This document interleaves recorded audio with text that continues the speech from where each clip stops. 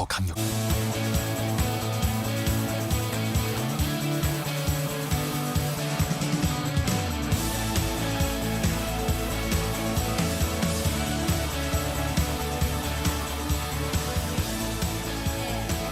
처음 인사드립니다.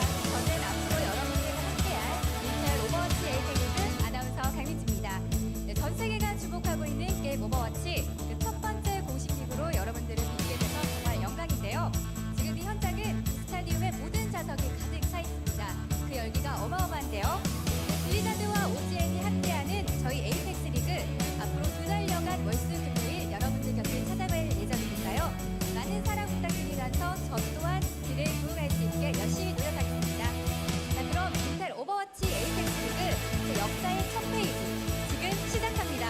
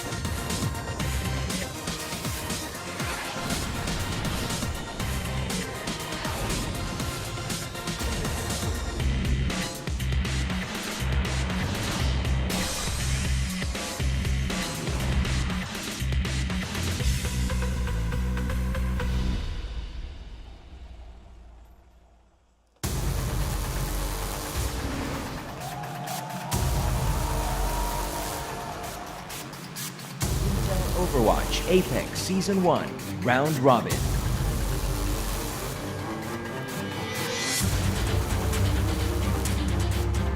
Today's matchup: Flash Lux, Rhinos Gaming Titan.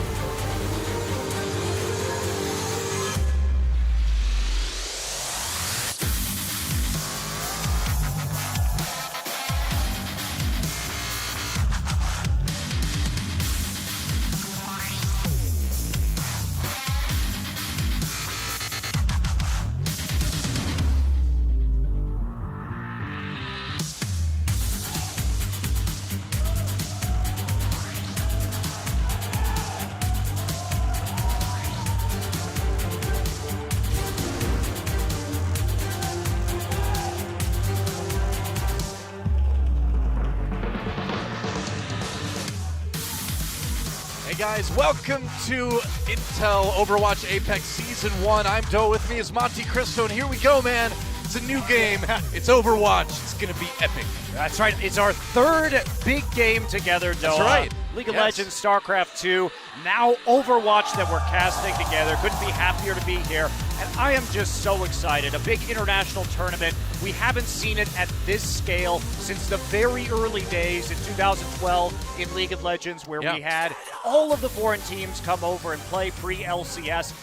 Korea, of course, really giving birth to a lot of esports, the first really major televised tournament, and we're lucky enough to be here casting it. I know, yeah. It's always neat to be here for like the birth of a new esports scene, basically. And in Korea, this game, I mean, we could see this a long time ago. Overwatch was going to be huge in Korea. It came out. It is huge in Korea.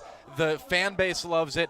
They had the qualifiers where something like 230 teams tried out for the offline qualifiers. That's over 1,300 players. So clearly, this game is going to have a pretty big esports scene in Korea. Yeah, not only that, but it was the largest qualifier for any tournament in OGN history, and this goes back all the way through every single game. We're talking StarCraft Brood War, League of Legends, everything that they've done. More people attempted to get into this tournament, and we're down to the last 12 of those Korean teams at Apex, and rounding out with 4 teams coming in from the international scene in the West to compete here in Seoul. So, I mean, how about that, right? I mean, out of all of those teams, down to the last 12. And what's going to be kind of fun about this is that you and I have casted a lot of seasons of League of Legends, right, where we know these teams, we know these players by heart, but this time it's really different, right? Oh, yeah. Because obviously we know, our 4 global teams here, and we've been doing a bit of research about the Korean teams, but there's a lot of unknowns, especially with teams like T6 in the tournament, which is Gamsu's team, the former League Pro, and they formed literally right before the qualifiers, so nobody really knows anything about these guys, but it's going to be like a season of discovery, kind of finding out what the good teams really are. We have suspicions, but we don't really know yet. Yeah, that's right. And we've had some surprising upsets, of course, too, in the offline qualifiers. Luxury Watch Red, who has actually won online tournaments and competed in some Western online tournaments, but they actually did not even make it to the top 12 here. So there is going to be some power. 2 of the Korean teams, Lunatic High and the Africa Freaks Blue, are currently competing at APAC in China. That's right. Africa Blue looking very strong earlier today, being carried on the back of their DPS player Arhan. So they will be returning to Korea alongside Rogue and Energy to compete when that tournament concludes next week. Yeah, I mean, as far as the Korean scene goes, right now Africa Blue is largely regarded as the best team in Korea. That's a team that came from Mig Frost, actually, which was started by Woong, the very famous League of Legends player way back when, who started another Mig Frost that ended up taking a second place at the World Championships in Season 2. So made a great league team, made a great Overwatch team, and now they're sponsored by Africa, and they went from being like literally nobodies the first time I went to that team house to now just like dominating the scene. So if you kind of take the global teams out of it, Africa Freaks Blue would be the favorites for this tournament, but I think all the Korean teams are going to, have they've got their work cut out for them against the 4 teams we had come in from outside of Korea. Yeah, absolutely. And, of course, we do have Reunited and Envy already here. Reunited will have their first match on Monday. Envy will have their first match on Friday of next week. And you missed the chance to call out your ESPN article, Doa. Oh, I guess. Well, yeah. I mean, I mentioned I visited the Mig Frost team house a while ago. I did have an article in ESPN about it. Go read it. Go find it online. It's fascinating. It actually is fascinating. It actually is really interesting. These guys, basically, Woong found 6 players, or 12 players rather. He made 2 teams that wanted to be dedicated to the game. They started practicing literally, I am not exaggerating here, from 11 a.m. to 4 a.m. every day. And look where it got them. That's what the Korean teams have. They've got practice. And we've also got an overview of the tournament so far. As you can see, we'll be doing round robin in the group stages, of course. All the matches will be best of 5s, which is kind of refreshing to see right from the beginning of the tournament. Yeah, and unlike other tournaments, we're not having map bans. There will be a total of 9 maps in the pool every day that the teams have to practice for, but we are guaranteed in any best of 5 to see at least one control, hybrid, and assault map.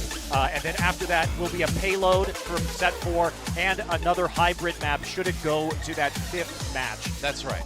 And after the first map, the losing team gets to choose if they'd like to pick the map or they'd like to pick which side they start on, offense or defense. Yeah, absolutely. So Control Point, notably, the King of the Hill, will be only a best of 3, not a best of 5 like you might see in the competitive rank. But this is actually, we do have best of 5s throughout the entire tournament except for the finals, which will be best of 7. Round Robin is a single round robin best of 5. Then we will lead into a best of 5 quarterfinal, best of 5 semifinal after that. Yep, and then best of 7 grand finals. So it's going to be a great tournament. I'm really excited. I wish we could just jump into the games right now. I mean, Overwatch is a very new game, obviously, and OGN's been doing game broadcasts for a long time, so it'll be neat to see kind of how they handle it.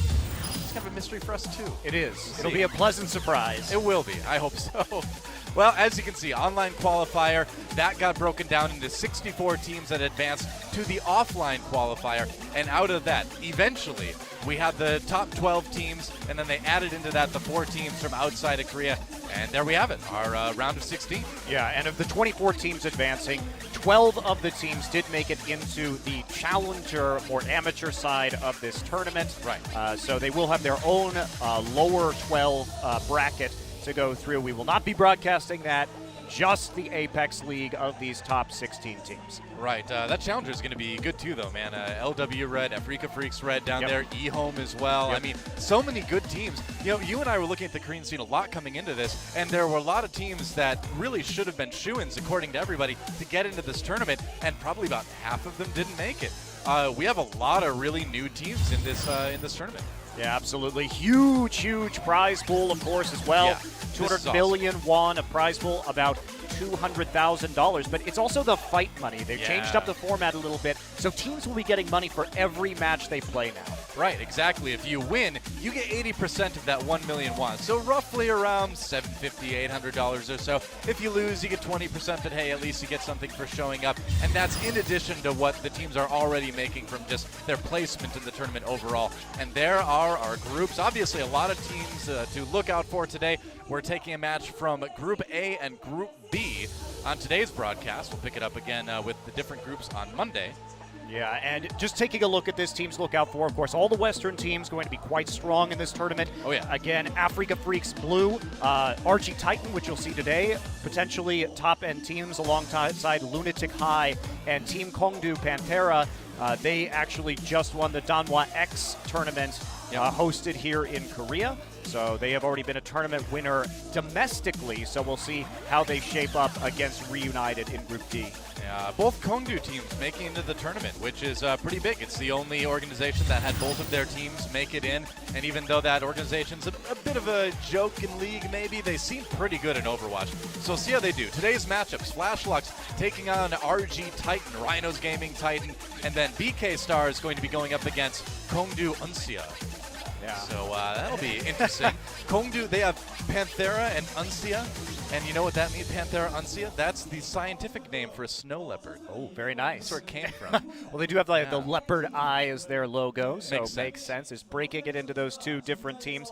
And BK Star is an interesting one. You want to talk about those guys a little bit? So BK Stars was started by a streamer here in Korea named Bokyum, and he's known for being really bad, actually. He's known for being a terrible player. He's known for getting trolled on his stream by the people who played his matches. But a very popular streamer. Very popular, Very too. popular streamer. Exactly. But according to what we heard in the qualifiers, he just found 5 really, really good top-level players on the ladder, made a team, and they carried him into the tournament. So we'll see what that is. I mean, it's the first tournament for a new game, so you know things are going to get kind of weird and crazy. But, yeah, BK Stars, that's going to be an interesting one. I can't really say they're favored in that match, but, hey, his 5 carries got him this far, so I am we'll see what very happens. curious that they were able to qualify in the top 12 out of a 230-team bracket with allegedly some dead weight on that team. I mean, everybody's like, oh, yeah, they were 5v6ing the entire time because this Bokyum guy is so bad. And we've seen videos of, like, him playing. It's bad. He's legitimately not a good player. So we'll see what happens. It's the long con. He just It is, maybe he just plays really badly intentionally on his stream for the lulls from the viewers. And we'll see if China hires him after this to teach him how to sandbake properly. There you go. I know. I got one in there. Yeah. All right. But yeah, it's going to be good. It's going to be fun. And the other thing is too is when you think back to other games beginning their scenes in Korea too, like it's just so cool to see these stars rise up, these teams rise up, to see these stories get built around these organizations that are going to last for years in the future. It's really kind of a privilege to be here for a part of it. Yeah, it's a privilege for you guys to be here too. Of course, this is going to be the one window that Western teams have to beat Korean teams in the multi-year history that will be the Overwatch esports scene, because as we know, Korea will rise to dominate. So it just enjoy this time. I mean, the thing is, and people say, well, here's a look at our qualifiers as we move on, but we could talk about the Korean FPS history in a little bit. But so the qualifiers, like we mentioned, a lot of teams coming in here for this. It was about, I believe, 230 online teams, 1,380 players, and out of all of those teams, I got down to what we have. Yeah, and 64 teams participating in the offline qualifier here that you're seeing. Yeah, huge amount to roll through, and a massive set of group stages that were round robin. Yeah, and again, I mean, to restate what you said earlier, people kind of question, would Overwatch be a big game in Korea? Well, this was the biggest qualifier for an OGN tournament in the history of OGN. Yeah, huge. Bigger than any other game, any other tournament they've done before. So I think that kind of says it all right there. Yeah, people definitely very excited here. It's still the #1 played game in PC bongs here in Korea. It's just been an absolute huge success here in Seoul, and it's fun to see. I mean, you walk into a PC bong these days, it's just everybody's playing it. Everybody's playing it. Yeah, pretty much. It's fun. I'd be playing it right now if I wasn't casting this, probably. Yeah. It's okay. Watching people who are far better than us is more fun anyway, Doa. To a certain extent. To you, maybe. To you. I like watching the pros as well. I like to get in there and, like, throw orbs at people. I still play Zenyatta. Yeah, I He's know. still good. He's still good. He just can't nano boost people. That's his problem. Yeah, well, I mean, as much as we'd like to see you play with your balls on this stream, we're not actually going to No, get I just that. like to put him in other. Never mind. Never mind. We're gonna stop right there. We're moving on to a very serious portion of the tournament. Let's take a look at our teams for match number 1. Ah, we're back, Monty. We're back. Flash Lux taking on Rhinos Gaming Titan. Don't try to poach their players. It's illegal. There's not many remaining in the wild. Yeah, there aren't very many remaining.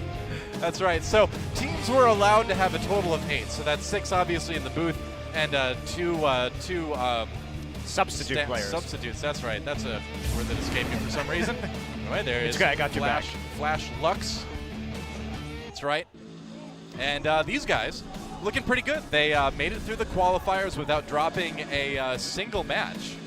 And yeah, the big upset I think was eHome, a team that we yeah. sort of expected to get into this tournament. Yep, eHome was a team formerly known as Artisan that was kind of one of the early on Korean teams to really gain a lot of notoriety outside of Korea as well. Yeah, they did actually go all the way to a tiebreaker on that match against eHome, so it was quite close, but Flash Lux did prevail in the end. Yeah, they're led by a team, they're led by a player known as Welsh Corgi, who's a former, I love corgis, they're so cute, but he's a former Quake Live player, and so obviously a little bit of SPS experience there, and FPS rather experience there. And according to what we've heard, they're very good strategically, but they're very unproven on the stage. So we'll see how they do against a team like RG Titan that's been around since kind of the very beginning of Overwatch here in Korea. This was a team that's created, that was created around the time that Artisan was, that Quix was, some of the other early prominent Overwatch teams here. And they beat Africa Red in the qualifiers, which is very impressive. So really cool to see how they're going to do in the tournament. Yeah, we have seen, just to talk more generally about the Korean teams, we have seen different strategies out of the Korean teams, of course, coming off of the Overwatch Open, where the Beyblade composition, the nano-boosted Reaper, was really, really on the forefront, especially Misfits' perfection of that composition and their roll to victory right there. We do see, I would say, more variety from the Korean teams right now. It could be the meta hasn't caught up with them yet. We'll have to wait and see. I mean, it's interesting because we've seen a lot of very meta stuff in Korean tournaments lately, but like you said, we've seen them be willing to experiment a bit more. And so because we don't have a lot of stats right now to draw from, this is actually statistics for what heroes these players play the most on solo queue. Yes. In competitive play. Yes. So a lot of McCree. Guess what? He's really good in solo queue. Hey, you know what? Zarya is too. Anna, Genji, Lucio. Yeah. Makes sense. Yeah.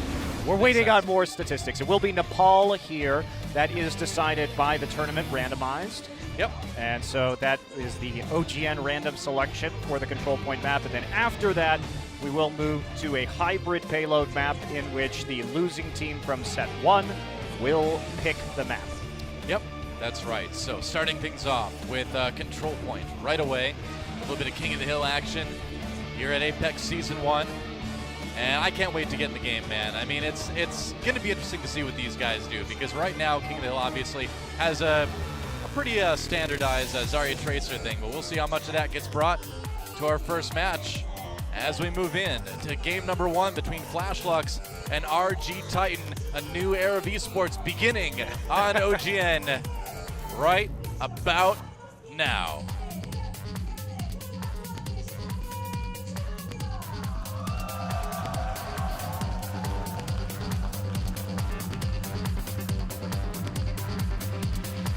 Get it?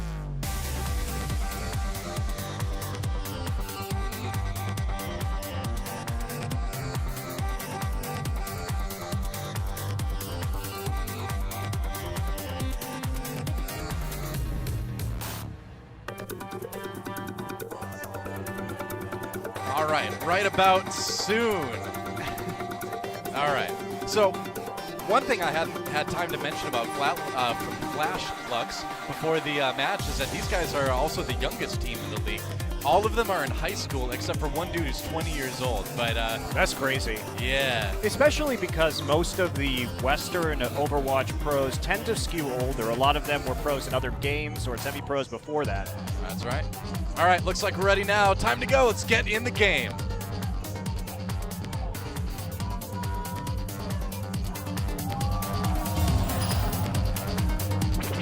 I did it. He gets it. Welcome to Nepal, where hopefully we will get a good match Battleground. between Flashlux. Nepal. Oh, it's Nepal. Oh, thank you, Random Voice. Yeah, I was confused before that. Appreciate it. Yeah, oh, what do you know? Well, if you're not familiar with Nepal, this is a King of the Hill map. 3 different points that need controlling. First team to 100% takes the win, and it's a best of 3. So, RG Titan taking on Flashlux, and we'll see what these guys actually use. I don't imagine we're going to see a whole lot of Hanzo Torbjorn from Flashlux. Yeah, already, well, they switched off the Bastion. We did see a Bastion, in fact, earlier today in the APAC tournament. Detonation, one of the Japanese teams, did run it on the Nepal village, but that is, of course, not going to be it. And to the surprise of no one, Zarya Tracer coming right through immediately. Yep, as well as that Anna Reaper, too, the 2 double combos on board with Enkino, the star DPS for Flashlux. Do it again, just harassing early on the Tracer.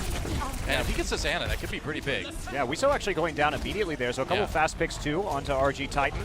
Right. Flashlux. Typical high ground battle at the start of this map before the point unlocks. So far, though, Flashlux really doing well. They will end up getting the kill on the Anna eventually, unless she's got a Sleepy Dart waiting for Akino, but nope, doesn't look like it. Hamtol ending up getting that kill. Looks like the first time is going to go over to Flashlux. They're going to get the point first. Yeah, a couple early picks there did help them out, fighting that basically 5v4. Yeah, everybody seems to kind of fight on the high ground on this point. Yeah, you have to get control of that first before you actually dive into that point. It is rather vulnerable, and heading right back up onto the catwalks. This point is messy, though, more than a lot of other King of the Hill points. I feel like this one always turns into quite the big brawl. Nice little bit extra damage from Munchkin as RG Titan tries to push their way in. Munchkin's got his ultimate up. See what they can use it. Just used his, didn't get anything. Some damage done, but no kills just yet. And there's an Ana boost onto Claris, gonna try to get some damage done on the Reaper, and it's in Beyblade time. No, it's not, he gets taken out. And so that push kind of stuffed. We'll see if Flashlux can hold on to this. Looks good so far. Yeah, really clutch boop there out of the way. Yeah. Helping out with to really nullify that nano boost. So that'll be a nice hold there for Flashlux. They're sitting on a pretty substantial ult advantage right now. Yeah, they are. Not bad at all. A lot of ways to neutralize the Death Blossom from Claris as he comes in. Yep. Claris still, of course, having a gun party. Is it gun party time? Sorry, ultimate goes down, and how will they capitalize on Flashlux in the big fight? Something gets taken out by the Reinhardt. And Claris trying to get something done, but not really finding a whole lot with that nano boost just yet. Finally finding one on the Hamtol. Moving into the point now, and it looks like RG Titan may have taken this one back. Still fighting over it, but they will eventually claim it. There goes Kisun. Yep, it will be RG Titan's point for the moment. Yeah, not the cleanest Beyblade execution there, I should say. Did get the boost halfway through the Death Blossom and then had to Wraith form for a little bit, so it didn't really maximize his damage, but still manages to take the point. You know, Beyblade Execution was the name of my punk rock band in high school, actually. That's I was ahead of my time. They hadn't invented Beyblade yet, even. All right, Flashlux trying to move their way back to the point off the high ground. Hamtol now the one with the Death Blossom. They're going to charge in. What do they have to go off of this, though? They may not need much of anything. They're just kind of bulldozing their way through. A couple kills on each side, but so far Flashlux still with the high ground. Munchkin now. It's the Tracer ultimate. He can grab with it. Oh, there goes a Lucio. So, looks like Rhinos might be able to hold it for the moment. Yep. I don't think this is going to go very well for Flashlux. Yeah. Not yet. Wiso did have a very eager Reinhardt charge in there and got killed nearly immediately. Didn't actually manage to execute it. There's a nice pulse bomb. Start off this one right as he does end up coming back up. So Wiso, he overextended on the respawn too. Bit of a sloppy tank play there. Yeah. So far, Flashlux with the early aggression, but RG Titan able to hold the point for the moment Anyway, let's see what Kiso can get done with that nano boost. That'll actually, the two Reinhardt plays there lost a lot of time for Flashlux. They're going to try again now. They are grouped up this time around. All right, Zariel coming down. They're going to try to make a play on the Flashlux here, going in already. Hamtol popping the Death Blossom, gets 3 with it. Akino comes in, still got a little bit of nano boost left. Finally runs out, but that was a big fight for Flashlux, and they're going to be able to take this point back, I think. Well, maybe not. Claris managing to take out the opposing Reaper. We'll see what Akino can do. Doesn't need that Tracer ultimate just yet. Looks like they're able to grab it back.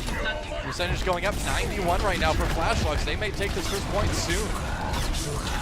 They are going to get the Death Blossom in there. Do take out the Reinhardt, but countered immediately by a Graviton Surge. Great shot through by Pumple And that'll be first point to Flash Lux. Bit of a waste on the nano boost there on the last push that we saw by RG Titan. They could have saved that for the final push. Was a big ult advantage coming into that last big fight for Flash Lux, and then a really delayed nano boost at the end of the fight. Claris did get a kill onto the enemy Reaper, but wasn't able to convert it into a capture. So probably should have saved up there, taken the loss, and then come back with some more ultimates to contest right at 99%. I mean, where that point is so packed in there, you're just asking for, getting rocked. If you get the least bit out of position, you group up once, you're done. Frankly, though, I think that's one of my least favorite points in the game. I'm a big totally fan. On board with you. I'm a big fan of Shrine and Sanctum on this map. Yeah. Not so much of Village. Village is not great. Yeah. Not going to see any Pharas on this point, though. Something that we've been seeing a little bit more of these days. And Flash Lux will drop their Reinhardt in favor of Winston.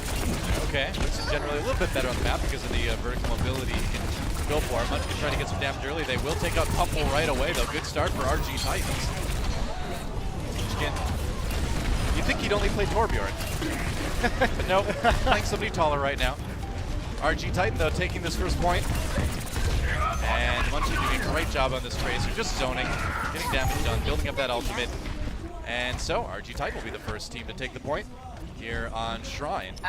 Yeah, pretty good initial pick there, leading immediately to the point. Big nano boost percent advantage right now for Bro over Kisu, doubling that percentage. So they're going to get the first point, or the first nano boost here. Now Wiso on the Zarya doing the damage that he can do. Nearly took out Bro, but not quite. And they can't quite get into the point. It was an engage, but couldn't quite make it work. Claris dying before he has a chance of death loss. And Pumple back on the point now. They're re-engaging, and with the Kino, looks like they're going to be able to hold it. Much better fight on the re-engage for Flash Lux. Yeah, did get it. And had they been able to take out Bro at the very start of that fight, it would have been even a harder victory there for Flash Lux. Nice targeting from Wiso. Couldn't quite get him, but he did force him to back off. Yeah. And that means that they got their nano boost. Bro was unable to use it as he was zoned off the point, and the picks onto the front line occurred. So RG Titan now going to re-engage. Yep, going to go in. They have the combo. They have the nano boost combo. Looks like Zarya will get used, though, by RG Titan. They do wrap up a lot of Flash Lux. Claris gets slept, not going to be able to use that. That is a nano-boosted Lucio. That's a mistake right there. He wants to really drop the beat. It's a strong beat, but it's also going to be a point held by Flash Lux. Yeah, I'm a support main, so I like to get nano boosted, but I have to admit, it's not as good as nano boosting a Reaper. Yeah. Yeah, that's just a misplay right there. Not much else you can say about that one. Sometimes when characters are stacking up, you can accidentally ult the wrong target on the Ana, and that's what we see happen. Kino with that pulse bomb, ready to go. Not going to be able to survive it, though. Death Blossom comes in. Claris trying to get the damage done, manages to get a couple with the help of Bro, and that's going to help RG Titan retake the point. A little bit behind, but they've got time to build back up again. Yeah, they didn't actually invest a pulse bomb right there alongside the Graviton Surge. They do claim one ult left over. Again, if Bro isn't zoned out this time, he should be able to get the nano boost up first. So let's take a look and see they're going to be able to get to the back line one more time. That's right, Pumple jumping in on that Winston. Kino looking for a chance to throw down the pulse bomb. Is he going to find it? Looks like he is. Gets the kill onto the Reinhardt. OP shield going down there. And Aquino back on the outside of the fight now. He's really done work with this Tracer so far this match. Hamtal, though, meanwhile, takes out Munchkin on the other side. Point being taken back, though, by Flash Lux. And it looks like they might be able to get it. They're barely holding on right now. RG Titan, Sonic, or Lucio rather, coming down for Flash Lux, and that's going to help them retake it. They should. They'll get it. Eventually. Yeah, they'll fire through. Even though the nano boost went down, I didn't actually see who was the target of the nano boost. It wasn't Lucio this time. I can tell that much. Munchkin. Oh, back to the lollipop guild for you. He's very most sincerely dead. Yeah, he is. Yep. A lot of ults for Flash Lux. They've got a good setup to retake this point. RG Titan, though, pretty close to a lot of ults themselves, though. Flash Lux will be sitting pretty. See, they've got to use this sound barrier well. It's the big advantage they have. Yeah, all right. There's that sound barrier is popped. They're going to have to engage with that now. Claris low on the outside, looking for a chance of Death Blossom. He's going to raid for him in there. Finding an opportunity, gets booped out. Doesn't get to really do much damage to anyone. He does kill the Ana. Kisu goes down, but nothing on the end of that fight. Hamtal coming in for a little bit of revenge. And Flash Lux able to get that point, and they are going to be able to take this round, I think. Yeah, 100%. And they'll get it. That's going to be a 2-0 for Flashlux. That was a really clutch Lucio boop right there to get the Death Blossom out of the point. That was the last hope that RG Titan had. Yeah. So that'll be a nice win there for Flashlux. I would say, based on what we know about these teams, the underdog coming in, but they're going to go up 1-0 in this best of 5. We are going to move on to a hybrid map selected by RG Titan next. And we'll see how they do in that setup instead. Well, they can choose to pick the map, or they can choose which side of the map that is picked that they start on. So I think you pick the map every I think time. you definitely pick the map. Yeah, I mean, I don't know why you would let your opponent pick the map at this point, but it's nice to have options, right? When you, of course, in this game, when you play both offense and defense in every payload map, there's no reason really to pick side first. Exactly. Unless you think you can get some sort of big mental advantage, but That's true. I kind of doubt that. Speaking of mental advantages, the big question about Flashlux coming into this from other people in the Korean scene, where can they handle the stage pressure with their young age, with the fact that they're a new team? But man, they looked good. Yeah, they definitely did.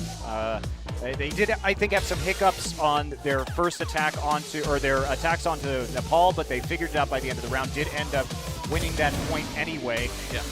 And they really put it together on that second map. We are going to be going into Numbani. Oh, okay, interesting. All right. So Numbani, a chance for us to see a little bit of Pharah Mercy action that's been creeping back into the meta recently. People kind of figuring out, hey, if everybody's running May Reaper, guess what? Guess what you can do again, man? You can run Pharah Mercy. Yeah, you definitely can. And Korean teams have been, we have seen more Pharah Mercy coming back after the conclusion of the Overwatch Open, and I do think it was viable at the Overwatch Open. I think people fixated too much on the May, Reaper, and Ana combinations that we saw, and didn't take to the skies quite enough, especially on some of the more open maps. But that may, in fact, be coming up here for the first point on Numbani. We'll see. It should be interesting. Match number 2.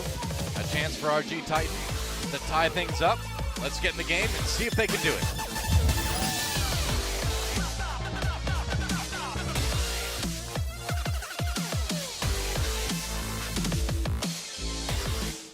All right, welcome to Numbani, and Battleground. This is a hybrid map, or we call it Numbani. Battleground, I guess. It's a combination assault escort. Of course, you have to take that first point with Doomfist Gauntlet. I guess they got it away from that kid in the intro cinematic. Put it in the car now, but anyway, you got to take his gauntlet. Is it that, or did they deliver it to the museum where the kid got it? I'm not actually sure what the answer to that question is. That's a good question. We don't know where that museum is located. It could be in Numbani. This could be a prequel to the cinematic that they introduced Overwatch with. Whoa. We're already experts on the lore, Monty. Damn. We did Just that day fast. one, and we've already done it. It's amazing. So we are going to see Pharah here from RG Titan. Yeah. No Mercy on this map. They're going for a long-range poke here. The combination of Pharah and McCree going to be able to shoot from a very long distance away. And this may prove actually very problematic for Flashlux because they're running 3 tanks and a Mei. So they don't have a lot of long-range damage, but they do have a way to get the Ana ult up very quickly if they're healing up that poke. So we are going to switch over to the Mercy right there. So it will be the Pharah Mercy Ana combination. This has been more popular among these Korean teams. I call it the death from above composition because what's going to happen is they're going to Ana ult the Pharah and have her do huge damage from out there. So watch out for the Roadhog hooks coming in from Humble, because that's going to be the main way that Flashlux has to shut this down. Yeah, absolutely right. They need to get those picks, be able to hold on to this. Otherwise, you're just not going to have a ton of sustained damage to stop the push from RG Titan. Yeah, Flashlux would really rather have a Zenyatta McCree combination here against this, but they don't know what's coming. Yeah. Well, they will soon, as RG Titan sneaking around the outside. Going up in second place, but Zarya and May waiting right there. Maywall separates the team that hasn't done it well enough. Elysium on that Zarya now, trying to make something happen. Clara's coming in the back. He's the Ana player for this one, getting some good rockets into the team of Flashlux. Getting it healed up, of course. And it looks like for now, Flashlux able to hold. So a couple kills onto OP Shield and Bro will push RG Titan back for now.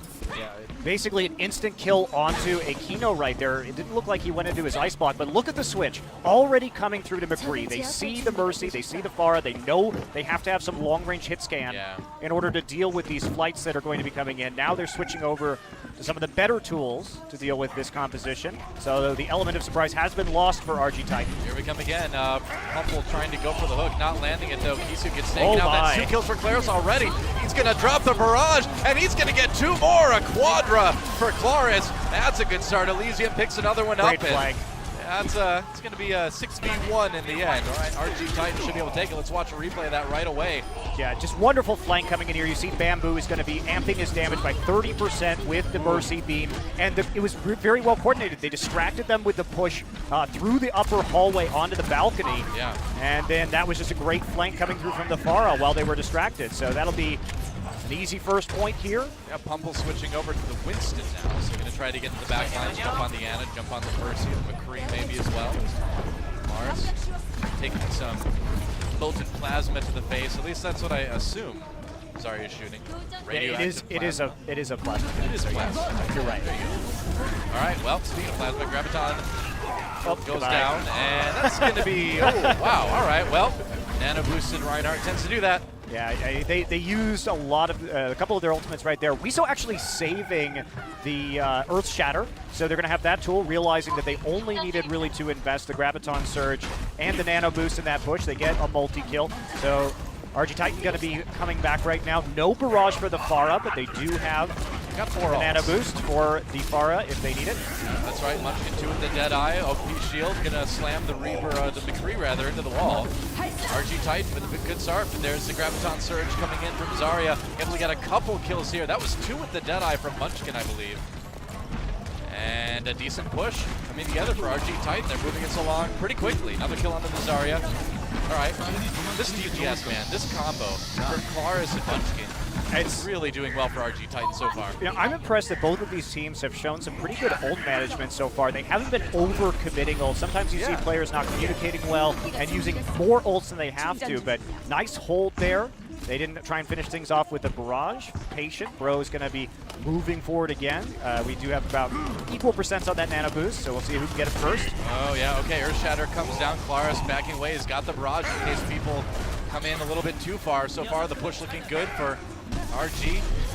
Claris backing off again. I don't think that Vincent's going to survive landing. He's in a Primal Rage to try to stay alive for the moment, just keeping people off the point. But that's more kills coming in for this Pharah now.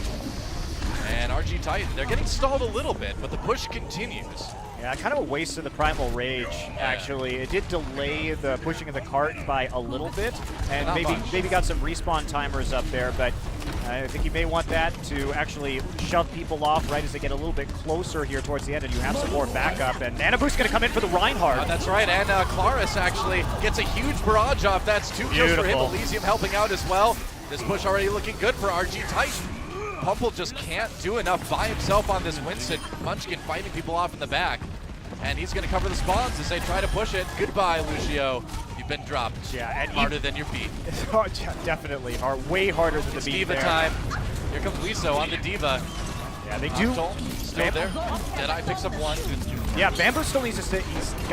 He's alive currently. He still has the res. Yeah. So they can afford to lose quite a few right here and set up for a big Mercy res and then finish off this point. The spawn is really close here, so this is one of the points that's hard to kind of hold on. Yuck actually gets the sound barrier off on some of his teammates, a good amount of them here.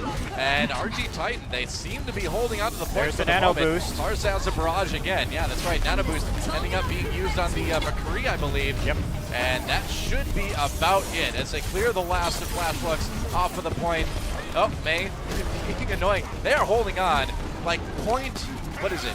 A tiny amount, 0.1 meters away from the finish. Yeah, they have 3 minutes to get this though, Dara. All right, there we go. Only in 1 second. And finally, RG Titan takes it. Nice little hold at the end there, but overall, a pretty solid time put together by Titan. Yeah, it's a very good time coming through. Nearly 3 minutes remaining for them in the time bank. Should their opponents actually make it to that third point and cap again. So Flashflux needs to push it all the way through right now in order not to lose outright.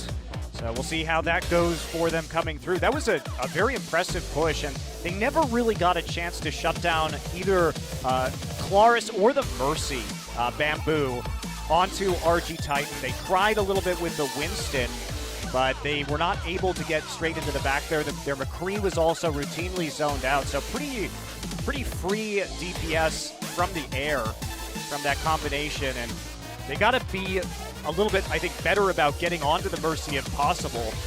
Seems that way. Yeah, that's the thing, is that the switch to the McCree was good, but then they just weren't able to get anything done with it. Yeah, it's about hitting those shots at that point in time and getting the protection you need from your front line so that you can actually get the line of sight onto the Pharah. So we are going to see basically the same thing coming here for RG Titan. Yeah, sticking on with the defensive side, and Genji coming out for Akino. Yeah, we see Genji on offense pretty frequently on this map. He's got a lot of mobility to work with. Certainly get in the back lines and cause trouble. Just a poke from Genji always pretty nice too.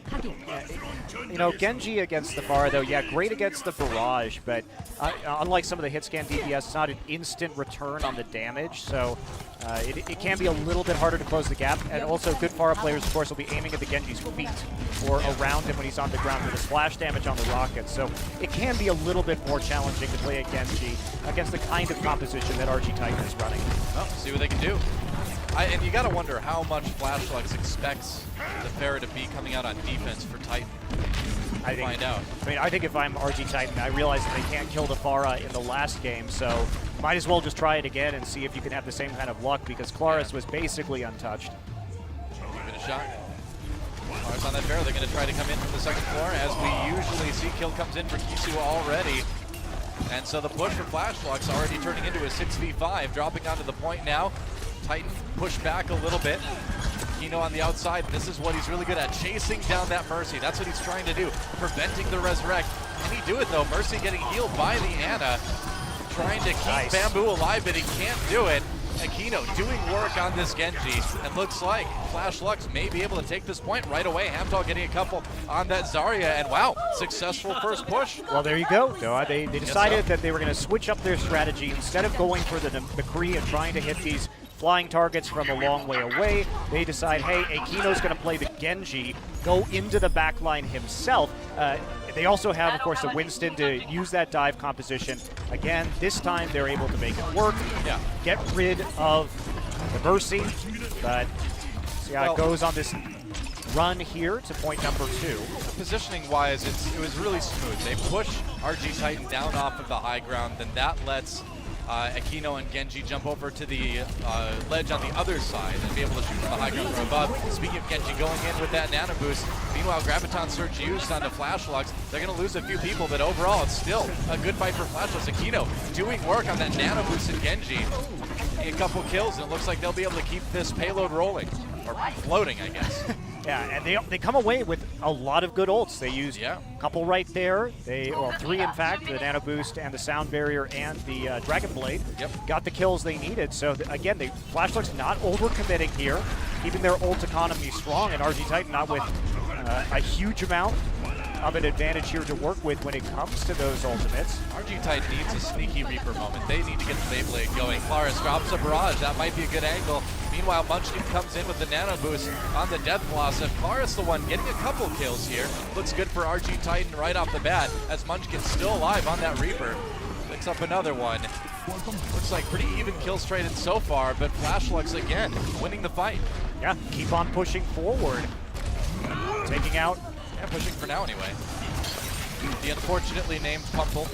Not looking too bad on that Winston. Why would you name yourself Pumple? I think Pumple's a great name.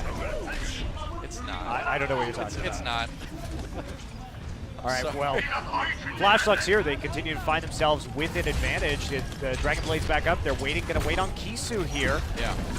Taking some damage on their front line, heal it up with the Ana, and try and see if they can find that Nano Boost. Rhinos, Titan really hurting in terms of having something to work with. They're going to hit the Earth Shatter, though. They needed a good Earth Shatter. That's the only ultimate they had access to here. Helps them get a couple. OP Shield with 2 kills there. Munchkin gets one in the back, though, trying to stall up the defense, or shore up the defense for RG Titan. And it looks like they can't quite stop the payload yet. Yeah, do you see a swap here, too, coming through? Yeah, Pumple on the Road-Dog now. Yeah, and we are going to see Claris move away from the Pharah. So deciding that this isn't going to work, the Genji is a little bit too much for them to deal with in that back line. Nice hook, Munchkin. Oh, he can't quite get him, though. Yeah, Bamboo moving over to the Lucio, too. So this is An adaptation here by RG Titan, trying to take the fight more in their face, except for Munchkin, who's on the outside. All right, Deadeye activated with that Graviton Surge, has to cancel and back away as he was having a Genji come right at him. Aquino doing work, but meanwhile, Clara is cleaning up the back lines with that Death Blossom. Or rather, no, just with the guns he's holding in his hands, I guess. Well, I was yeah. gonna say it's not the Nano Boost, it's not the Death Blossom, it's just him. Opaque Shield got in there onto the Graviton, swinging away with that Reinhardt hammer. So they caught enough people with the Graviton that they got the AoE from the Reaper and the Reinhardt down in order to get that wipe. So RG Titan holding here. Clark's looking to come to the top now. He's got that Death Blossom, gets caught up in the Graviton Surge though. Looking for an opportunity. He's going to back up, be patient with it. Meanwhile, Dragon Blade getting nullified nearly immediately. Strong hold for RG Titan here at this very last turn. Yeah, Claire's holding onto the Death Blossom. They're realizing that because there wasn't a nano boost onto the Genji, that he's just going to be able to take him out with the shotguns, not having to commit his own ultimate right there. But that's kind of a throwaway ult by Aquino, considering Kisu now has the nano boost up. So a bit of impatience from Flash Lux makes that fight not as strong, and their next fight also not as strong. All right, nano boost onto Whis as he comes in on the Reinhardt. Klaris, there's the Death Blossom. Doesn't get anything with it, but he will be able to finish off a few with his shotguns with that nano boost onto the Reinhardt now. Manages to get the kill onto Wiso. And RG Titan holding yet again. Still 2:45 left on the clock for Flash Lux, but it's already going to be a slower push than RG was able to do. Yeah, this is really working out now. Aquino's going to switch over to the Reaper now. It's going to be Reaper on Reaper duels.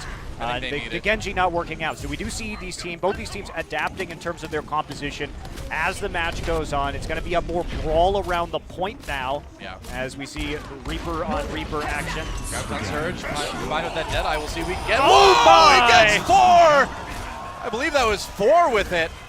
And then 1 kill at the end from Bro, being a bro. Let's check that out again. Oh, it's sweeter the second time. Oh, feels so good. Justice has been served. Yeah, didn't even have to use the Earth Shatter in order to set that one up. Looks like we did see Wiso just drop his shield for a moment right there. Would have broken the shield most likely anyway, but fewer kills would have come out of that. Yeah, man. I mean, I don't know what the deal was. Grindar Flashbang not able to. We're on board with Camphall now as he tries to get this push going, or for Flash Lux. Starting to look okay. The ult's down. For RG for the most part. Flashbang helps him get that headshot finally onto OP Shield. And they're going to keep pushing. Opaque Shield. Yeah, they finally found a window here, but look at that. Claris is nearly back up to a Death Blossom. Bro already has the nano boost. We're going to see RG Titan have a chance here to come back. That's right. Optol up top with the Deadeye. Yeah, looking for a couple, and he's got a few in his sights. Gets one, manages to pick off Bamboo. Both supports down for RG Titan. This is going to be good for Flash Lux. I think they've got it. That was a team kill. Yeah, it was, and that's a heartbreaker. Claris was 1% away from the Death Blossom as he died there. So we are going to see the map complete. Better time for RG Titan. So they have an opportunity here to win out in the time bank system as RG Titan going to be going back on offense here. This is where it gets really exciting, man. You get those crazy pushes on overtime because the teams only get the time they have remaining to push the payload as far as they can. Or on a map like this, you've just got to take that first point. Yeah, that can be enough, especially when we see how little time that Flash Lux will have to work with, just a little bit more than a minute. All right. And Flash Lux going back to the Genji, but RG Titan calling their bluff. They're going to use the composition that saw them success on that final third point hold for a very long time. So the Genji may not find that same use. And of course, if they try and dive in with Genji and Winston into a Reaper, that does cause a lot of problems for the Genji and the Winston. So it's up to Claris here to shut those dive threats down. Yeah, I don't think they're going to be able to push through the first point as fast as they did the last time. Genji worked out, but there was a Mercy to chase around the map last time. Yeah, that was where the Genji really was successful. Yeah, that's what he's for, too. He's for chasing down the Mercy. So, able to do that, but no Mercy to chase this time. But he still has no mercy for the enemy team. Alright. I'm already done. Retired. Flash Lux. Yeah, they've got less than a minute to take this point and try and push this payload as far as they can. Yeah. Titan looking to hold. They're sending Aquino and Winston around the side here. Trying to deflect a little bit, goes through. That blade dash, Reinhardt on Reinhardt action. Aquino with that damage boosted. No, actually his life de-boosted, I should say. Flashluck, though, managing to push Rhinos off of the high ground for the moment here. We'll see what Aquino can get done. Probably want to get out of the face of that Reinhardt. Does deflect the deflector out of the fire strike. Working from the outside, but this push certainly a little bit slower than last time. There's the Jedi. Able to get a couple, none. 0. Yeah, Munchkin not able to get even that. Both teams have nano boost. That's right. Going to go into Wiso first. Trying to jump in the back lines, manages to take out Opaque Shield. This is good for Flashluck so far. Gets the tank out of the way, has the Earth Shatter. Can he use it? May not need it. Drops it now. Meanwhile, Sound Barrier tries to shore up Flashluck's time is running out. We are in overtime right now. Can they take this first point? Looks like they probably can. But now, they need to sit on the payload 100% of the time. That overtime bar is going to go down so fast within a couple seconds. Yeah, RG Titan, this is, over the course of this match, when they've been playing the Ana, Bro has been holding on to his nano boost for a really long time. And we saw that really hurt them there as the first nano boost, even though they both Anas had the ult, came out onto Wiso on Flashluck's first. And it was a really delayed on move. Here we go. It's slice and dice time. Both for Graviton Surges getting used there. Earthshatter does hit a nano boost in Aquino. That's going to drop a lot of the damage coming from Flashlucks. Clara is getting taken down before he can use that Death Blossom, though. Man, Aquino's been so good on this Genji, and they're going to keep pushing. But remember, they have to stay on the payload. They have to leave one person at least on it the entire time. This is probably the end, though, Doa. We've got 3 ults up here for RG Titan. Yeah, doesn't get anybody with the Deadeye, though. Does get pummeled very low on that Winston. Munchkin punching a Reinhardt. That is a brave thing for McCree to do, but it works out. Who knew? Yeah, just a few more seconds here. That's right. They have to stay on the point. And a grenade. Coming in by a grenade. Making these a little bit more difficult. Munchkin very low. Munchkin rather very low. And here we go. Clara is coming in with a 3-man Death Blossom, and that is going to push Flashlucks off of the payload just long enough to end that round. Yeah, 46 meters, but considering we saw about 1:04, the fact that they got it that far is actually quite impressive. So if they can hold long enough on the first point, Flashlucks definitely has a chance to get through this game. We need to see more decisiveness, I think, from RG Titan, because we've seen them sort of mechanically winning a bunch of these duels in the one-on-ones, but in terms of their comms and their teamwork, it just seems like Flashlucks is a little bit better about being able to pull the trigger on some of those ultimates first, because that should have been an even nano boost situation at the point, but instead, RG Titan just sort of held on to it for a really long time. They allowed Wiso just to run rampant on a nano boosted Reinhardt and tried to compensate later. I think they were waiting for Claris to develop his charge, but he was really far away from a Death Blossom, so ended up costing them with a couple of early kills, and then they were fighting from a man disadvantage. Well, Flashlucks on defense this time around, and with the Mei, with the McCree, looks like they just want to try to stop RG Titan right here at the first point. That's always the danger. That's always the scary part about being on offense on this in this situation, is that you need to not just jump on a payload and take as far as you can. You need to take a point first, and especially on Nibani, that can be tough. Yeah, definitely can be. This time, Flashlucks is not going to run the same big, heavy tank composition on defense. They do have a McCree there because they are thinking that Claris and Bamboo are going to come back with the Pharah and Mercy combination, so they will have one tool to deal with that this time around. Yep. Here we go. I shouldn't sniff that out right away. Reinhardt gets a fire strike up from the upper hallway, so they should have seen the Pharah. Claris wrapping around the side as the rest of RG Titan comes up onto the second floor. We'll see what they can get done in this first push here. Meeting engaged from Flashlucks. Bamboo coming from behind, though, keeping that Pharah healed up. Claris doing work, though, did so well on the Pharah before. Nice hit onto Bro, actually. Taking him out. So far, so good for RG Titan. They look like they may be able to take this point right away. Yeah, I think they can. That's actually the same flank that we saw from RG Titan the first time, so I'm a bit surprised that Flashlucks got caught off guard by that. Well, that's just a sacrificer there. You're trying to reset. Got the flashbang, but I mean, everybody else was dead, so he's going to just reset with the rest of his team right there. He was just trying to do like the ninja smoke screen disappearing. He's like, poof, I'm gone. Too bad Cowboys can't do that, Doa. Well, now he knows. he saw Ninja do it once, you know? Although he is the only one with some sort of smoke screen. Genji's not up there yet with the... Oh man, he's just super fast. He's a robot, although you think you can hide smoke somewhere on that cybernetic body. Laris on the top, getting a lot of damage into Aquino right away. There's Earth Shatter, doesn't really do a whole lot. See if they can maybe get some kills off it, but they've already got it nearly pushed as far as Flashlux took it. Munchkin actually going to get the nano boost, but he gets taken out there by the nano boosted Reinhardt. So even though that Earth Shatter only hit Munchkin, they still managed to turn it around. But no ults left for Flashlux right here. We've got 3-4 meters. It is rolling backwards right now, but with Claris and Munchkin with both of the ults up, and now the res too, this should be an easy push for Rhinos. They've got a minute left. Only 2 meters to go. We'll see if they can get a good barrage here. Looking for it. Bro, no nano boost, but Claris doesn't need it, man. Getting all that damage on sound barrier used. They're going to push this payload. Waiting for it, going after Lucio. Claris being so patient with that Pharah ultimate. Graviton Surge used. He's going to drop it just to try to help them push it farther. The Maya wall being a bit annoying. Aquino really kind of saving the day there for his team, but it looks like that's going to be about it as they push it forward, and RG Titan will take set number 2. Yeah, too many ults. The res coming through to just push them, power them through that final point. So, bit of a battle right there. RG Titan taking a bit longer on that time bank to push to the same distance, but we managed to make it through. Really interesting adaptations to compositions that we saw from both teams over the course of that hybrid map. And we'll see if they have different strategies coming up on we're guaranteed actually now to head to at least a 4th map where we're going to see a payload. So figure out how that works in just a little bit. We are going to move on to 2-point capture or assault for the 3rd map here, and that will be selected by Flashlux. Yep.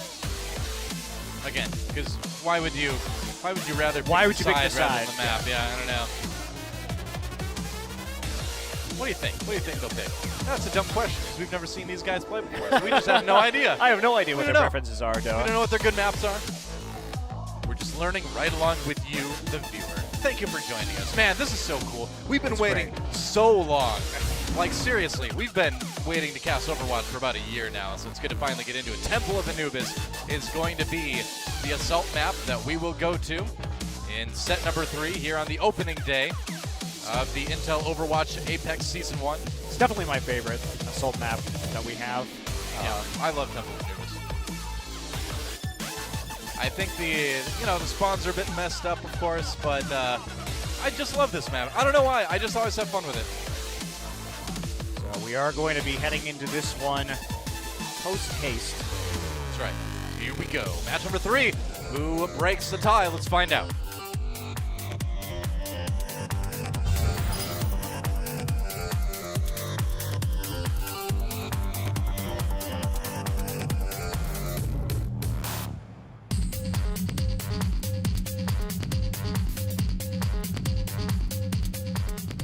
Wow, that was like a kick and beat, man. Yeah, we're getting funky. Yeah, I like it. I like it. Welcome to the Battleground. Temple of Anubis. It's a battleground. Temple They're all of battlegrounds, Anubis. aren't they? They are all They are, battlegrounds, yeah. Doa. Battle space ground. So, an assault map. And in case you're just joining us for the first time, new to Overwatch, basically you take point A, move ahead, take point B, one team on offense, one team on defense, and you get a certain amount of time to do each one. And if you're able to take both, you get that time for the later push. You'll see what works out. It's cool. That It's we fun. will. We will all see. And defense hard on the first point due to the spawns being behind the second point. Yeah. And the offense, very difficult to take that second point because the defensive spawns are literally right there. So you can see it stall out a little bit and get a little bit grindy, particularly on point number 2. Yeah, certainly can. Certainly can. On point 2, the defense spawns very, very close to the point. Offense has a ways to walk, so naturally you need usually a couple good team fights to take that point. Usually end up taking it incrementally. Always interesting to see where the defense posts up on this first point. A lot of different methods we've seen over the months that Overwatch has been around. I still play Symmetra on this map on defense. Look at you, Noah. But that may be the reason why I'm up here and not moving. One of many, no doubt. One of many. No, that's the only one. Okay. That's the only one. That's it. That's the one thing separating you from being a pro player. That is only it. That's the only reason. Kino on the May is a move in on offense. Having that wall is really nice. Block damage. they try to get in position. There's a boost from the Mei. Right. Wow, they're going right up on the high ground. Can use the ice barrier right away, or ice block rather, to stay alive.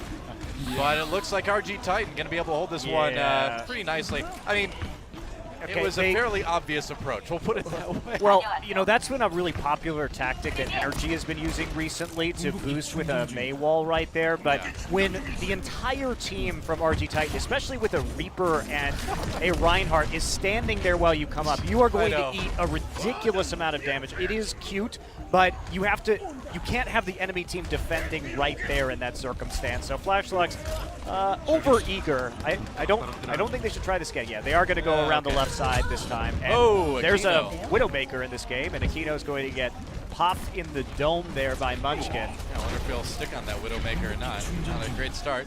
Munchkin looking pretty good on that McCree on Numbani.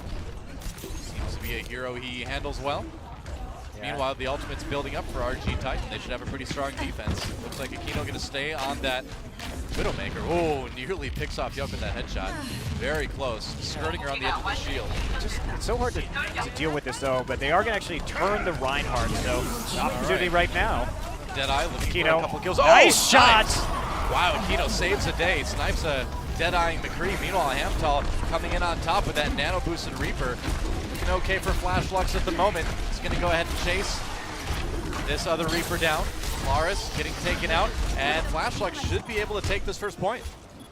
Yeah, pushing on through right there. Really clutch snipe there from Aquino. You'll notice that he didn't reveal himself that time until they had turned the Reinhardt away so that he wasn't able to actually use the shield to block the team. That's when he popped out of cover, caught the McCree in the middle of the ultimate. Great job there. Good coordination from Flashlux. And it's been those comms, I think, that have been their strength so far in this series. On board with Aquino now on that Widowmaker.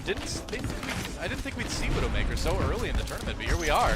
Buffs coming in a little bit later for as we've seen, but right now Aquino not bothered by it. Yeah, it's hard to kill Genji though, isn't it? And that's what happens. Barrier use is RG trying to defend this push. Hamtal gets taken out. They've got some ults built up, so we'll see what they can do out of this push, but I think this is going to be mostly an ult building push, as they will not take the point this time. Yeah, that's the switch there immediate. Munchkin can close that gap, has a chance to reflect also the sniper shots coming in from the Widowmaker. Very difficult to deal with the Genji. You see a Genji of Aquino's own now. Yeah, so this has been just trying to switch it out. You realize the Widowmaker's not going to work, but very rapid switches here from the Korean teams. They're decisive in the way that they're changing their heroes over the course of this match. Yeah. Lots of ults up available for Flashlux. They don't have one on Aquino because he just switched. All right, here we go. Coming in Hamtal. He gets nano boosted going in for that Death Blossom. Gets a couple with it. It's a good start. Munchkin very low on the Genji. Has to duck away. Gets back that full health. And can they hold on? It's not going to be easy. Both Reinhardt's still up, though, as the Fire Strike comes through. OP shield does go down. Flashlux not building any time yet. There we go. Munchkin did a good job, actually, of delaying here. That gives Claris time to come in. With that nano-boosted Reaper, gets one, gets taken out though, mitigated mostly by the Reinhardt shield. Hamtal staying alive by consuming the souls of his victims. And Flashlux still holding on. Oh, never mind, that's gonna be it. Nice Graviton Surge coming in from Elysium. And Munchkin should be able to clean this one up. Yeah, Munchkin was able to revive with the Dragonblade Genji ultimate up into the Graviton Surge from Elysium. Ooh, back over to the McCree. Okay.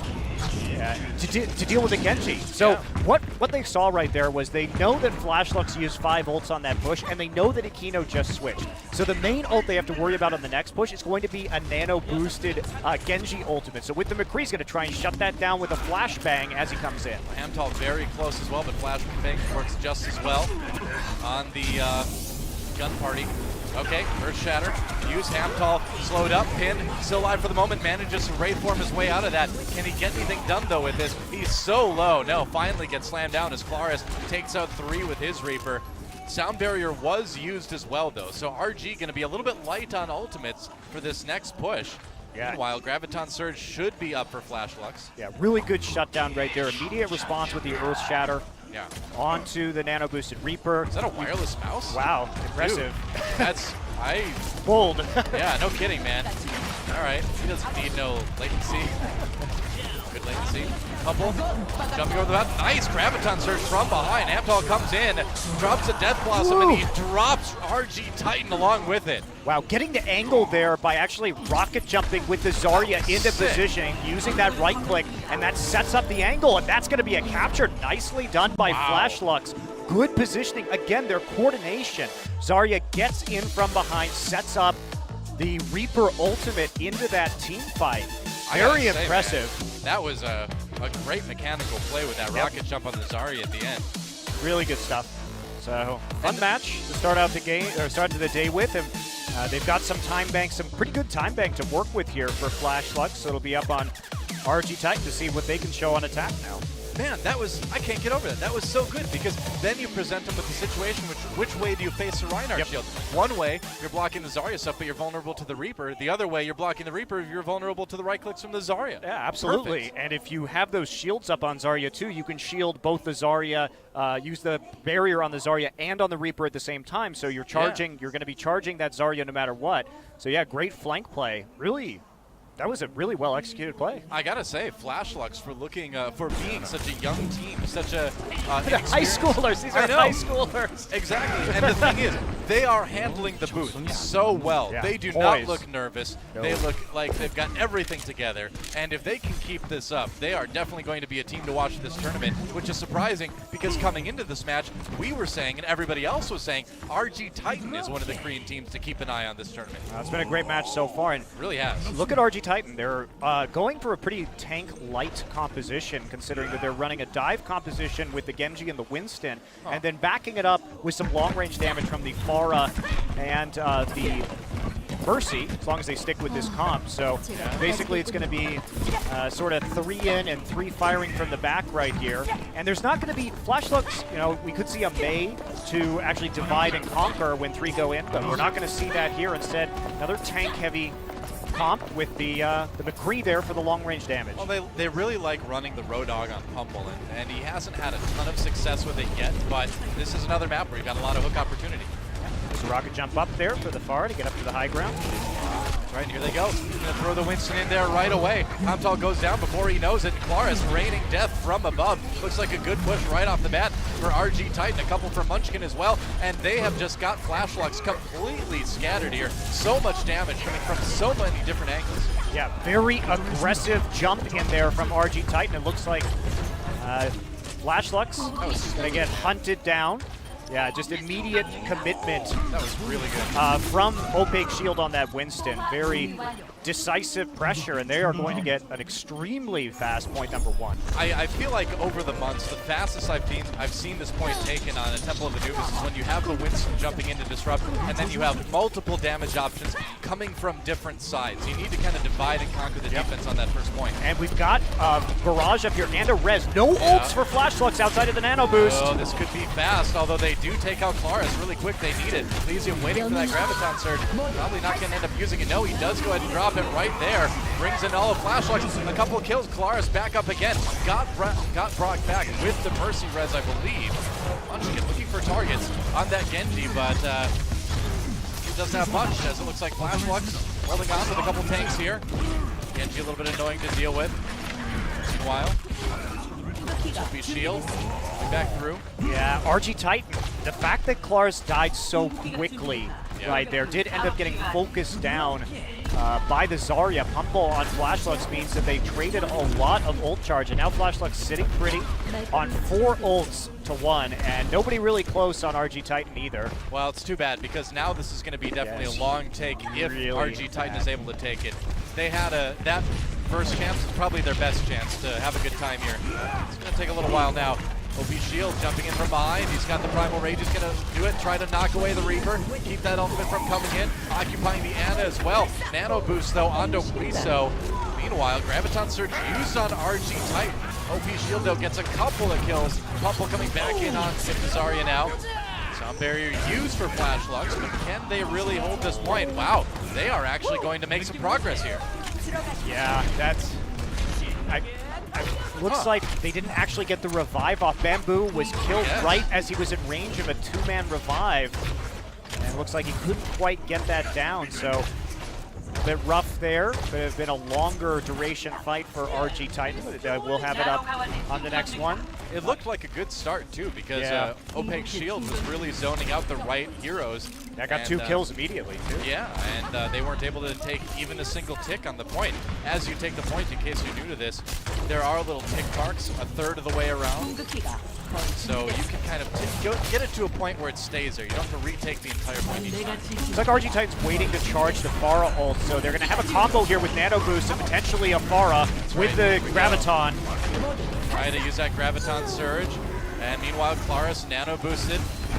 Getting done what he can, not using that barrage yet, has shields to worry about. He is going to get taken down by Pumple. Kills on each side, but man, Pumple has been such a hero on this Zarya for the moment. But we'll see what the res can get RG Titan here. Yeah, the res came early. Didn't actually get too many members, 1 or 2. And a duel, have a grenade, have a fist. And so far, well, I was going to say so good for RG Titan. Looks like it was scary enough for Wiso to switch over to Ana, or D.Va rather. Flashlucks had a good read on that. They actually fanned out on the point. So it was a one-man Graviton Surge, and that actually ruined the combo that RG Titan was trying to execute with the nano-boosted Pharah just shooting into the clump there. So they only got the Reinhardt, and it ended up being a pretty weak push as a result of the fact that they couldn't get any initial kills. You know, I do like the Pharah for the first point on Temple of Anubis, but it seems like it's hard to position yourself on point B. They're going to try to go for it again. Opaque Shield has some Primal Rage right now. Claris on the top, still looking for an opportunity. Completely distracted, though, by this tree. Amtal doing work. Finally gets taken out, though. Claris low. Needs to get some healing in from the Mercy. Now finally getting it. They're playing this point very patiently. Wiso still on the D.Va. Claris going after Lucio. What are you doing up there, man? Get down. Get down. And I don't mean beat-wise. And just lands some direct hits. And RG Titan, ooh, barely dodges a Deadeye there. Gets hit with a flashbang, but dodges out just in time. Finally, Aquino gets the kill onto that Pharah. Yeah, Claris couldn't find an opportunity to use the barrage right there. Yeah. All right, Nano Boost. Yeah, they just got to wipe here. Now, here's the thing. RG Titan, they should just wipe. They've got a lot of ults when they come back. Sleep there onto Aquino. Time to sleep. So now we have a situation where Claris is going to be able to come back with the ultimate again. Bro is very close to that Nano Boost, and so is Opaque Shield to the Primal Rage. So they do have a potential 6 ult push coming in. They didn't commit either the Death Blossom or the Barrage to that last fight. Kino ready to really cause trouble. Here we go, Death Blossom right on top of them. Gets a couple kills. Huge. Gets 2. Really softens up the rest of the team. Oh, Mercy went down. Bamboo not getting a chance to res. And that push absolutely stuffed by Flashlucks. Let's check that one out again. That is such a clutch play. They bought themselves another push right here. Wow. No shields coming down. They had no idea that Aquino was up there. I mean, and that's a classic. That is a classic Reaper play you gotta, right there. I mean, that's inexcusable. You got to check that spot. You should know that the Death Blossom is going to be coming up right there. Now they've got 6 ults, though, compared to just 1, but Flashlucks bought some more time on the clock. All right, here we go. This is going to be the best the push can get from RG Titan. All 6 ultimates available. They're going to drop the beat right away on Flashlucks. They know what's coming. Claris nano boosted, waiting for an opportunity, waiting for those shields to go away. Res use immediately to get the Winston a big Graviton Surge, and that's going to be another big play for Flashlucks, winning this fight easily. And now, only 1:30 remaining for RG Titan. That one drop down Death Blossom did so much for them. That was such a clutch play, because if they hadn't gotten that, they wouldn't have been able to build up their ults, because the Flashlucks had very low meters, very low.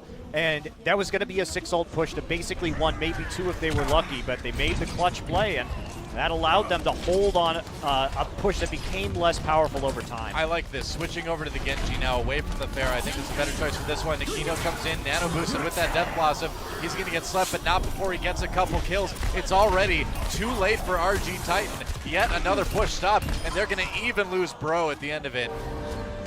Great execution. Bro.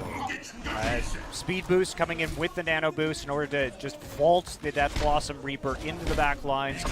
Cut off that hallway entrance, and, you know, RG Titan looks like they're not going to be able to take this second point. Well, it's looking really unlikely here. I mean, if they can't take it with 6 ultimates, I don't know how you do it. Well, they're going to be kicking themselves for that one. I think they will. Believe it. Having to dodge the fire strikes coming through. Looks like RG Titan's going to try to come from the left side now. A little bit of a change of strategy here. Flashlights, no ultimates available just yet. Munchkin does have his Death Blossom though. This is it. It's do or die for RG Titan. Gets nano boosted, comes in, looking for it, gets one. It's taken out though, or actually gets 2 kills. Is this it? Can they hold on? Oh, Hamtal stays alive. Manages to take out the Reaper though. And I think this may be it for Rhinos. They're going to at least maybe get some of this point, but no, they're being delayed so much. Oh, that's a big 4-man Earth Shatter.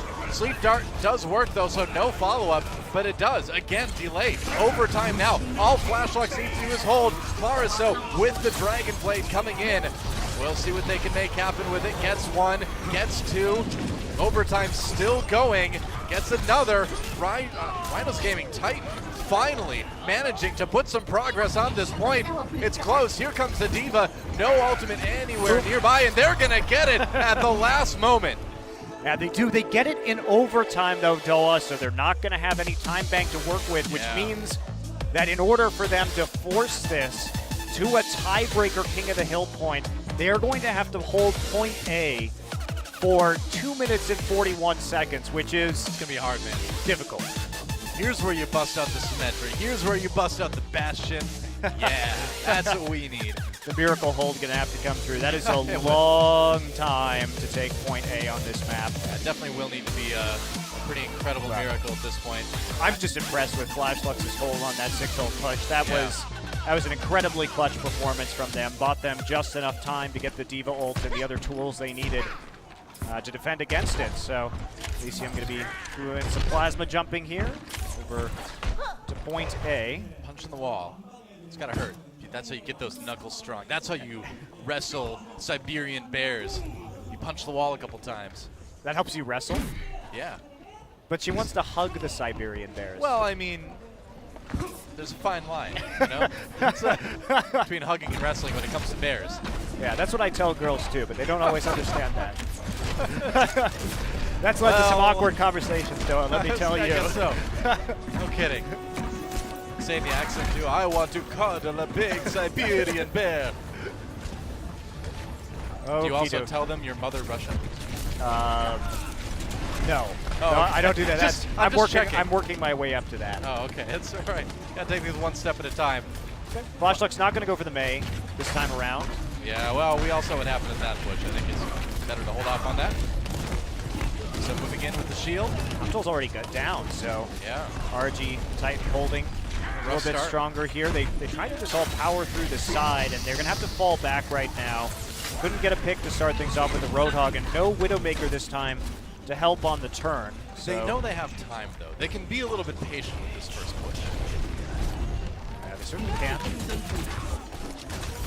All they need is one good pick from Roadhog. They're going to try out for the left side again. Bit it down, though. Kino sneaking in from the front, though. Going to try to grab somebody off the front there. Munchkin jumps down to take out.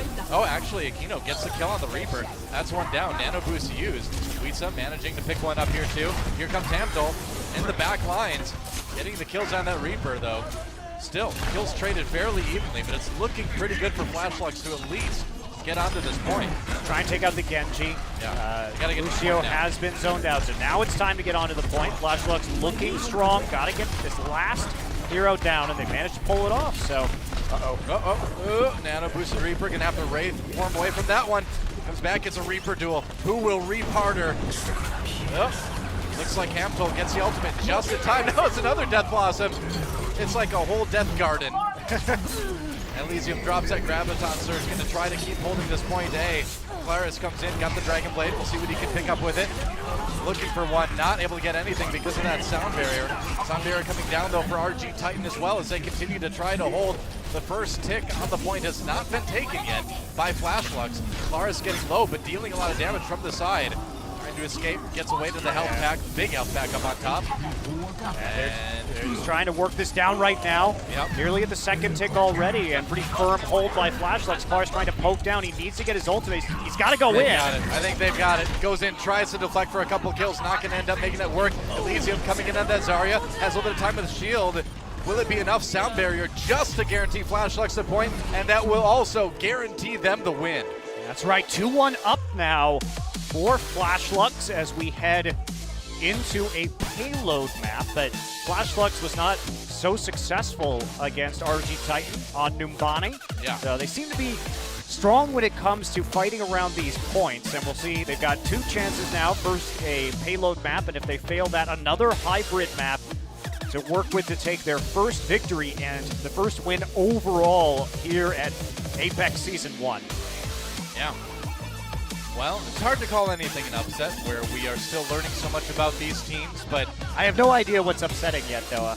well, it's certainly not this match. This match has been anything but upsetting because I've really enjoyed it. Has been fun so far.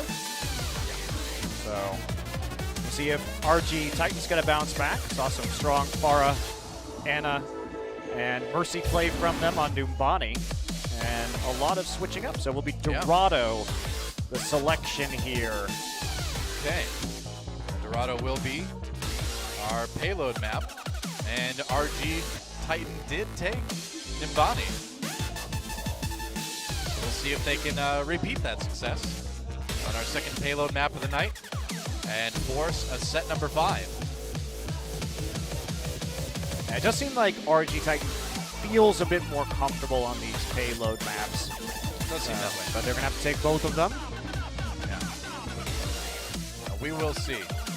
Flash Lux just 1 win away from being our first match winners here in Intel Overwatch Apex Season 1. And it's time to get into Dorado.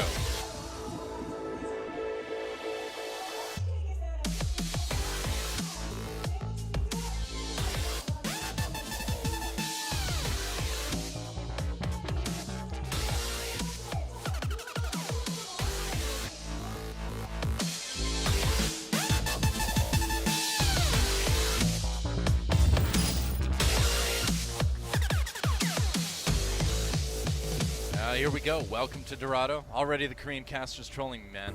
Battleground. Happens every time. If you're new to watching Dorado. we don't get any. We don't get. Whoa, any whoa, direction. whoa! If you're new to OGN, what is wrong with you? No, First no, off, no. Welcome. fans. We welcome you. No. Welcome. I'm judging you. This is how our dynamic works. So you're the right. welcome. You're the nice we guy. got a good cop, bad cop thing going on here. But no, yeah. So we don't get any direction really. I have to kind of like listen to what the Korean casters are saying through my headset to try to figure out when we're doing things. So it gets.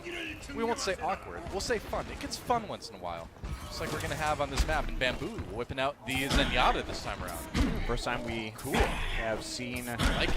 that Zenyatta tonight. So My main. And So if we're going to Lucio, going for a little bit more long-range poking damage. Just in general, it does seem like Korean teams are more likely to make Lucio list compositions. We did see Lucio at nearly 100% pick rate, or I should say play rate rather, during the Overwatch Open. That's 85%, I think it was. More than that, I believe. Very, very high. But Korean teams have some willingness to play without him. They do have a lot of long-range damage for Zenyatta. McCree, great for creating long-range picks. And Flashlock's going to be a little bit challenging from that perspective, but they're they're a close-range composition here. They love this triple tank setup too, is what we're noticing. Yeah, running that with the Mei this time around. I feel like somebody's been watching a lot of energy matches. Huh? I mean, I haven't been thrilled with Humble's ability to create those picks, and Roadhog is such a big target with a Discord orb on him that he can take a lot of unforgiving damage. That's the thing. I think Zenyatta's going to work out pretty perfectly with that. First push coming in. Flashlock's playing that point a little bit, or rather RG Titan's playing that point a little bit farther back until right now, coming in, holding the payload quite nicely. And I mean, this is exactly where you want to stall it out. Yeah, and the thing is, if you don't have any dive to get back onto the McCree and the Zenyatta, basically the fat front line of RG Titan's able just to sit there in the choke point while the Zenyatta just switches the Discord orb targets. He coordinates with the McCree, and you're going to get a ton of damage onto the front line there of Flashlock, and they just can't quite break through on that first push. So Aquino's goal with this Mei here is to just to get in there, try to separate somebody from the rest of the team. We're going to see if he can do right here, dropping the Blizzard. He's already got it. They're going to bring him in. Whoa! That is a Graviton surge. Man. Wow. That certainly worked. Yep. Team wipe right there. They didn't even have to use the Reaper ultimate. Man.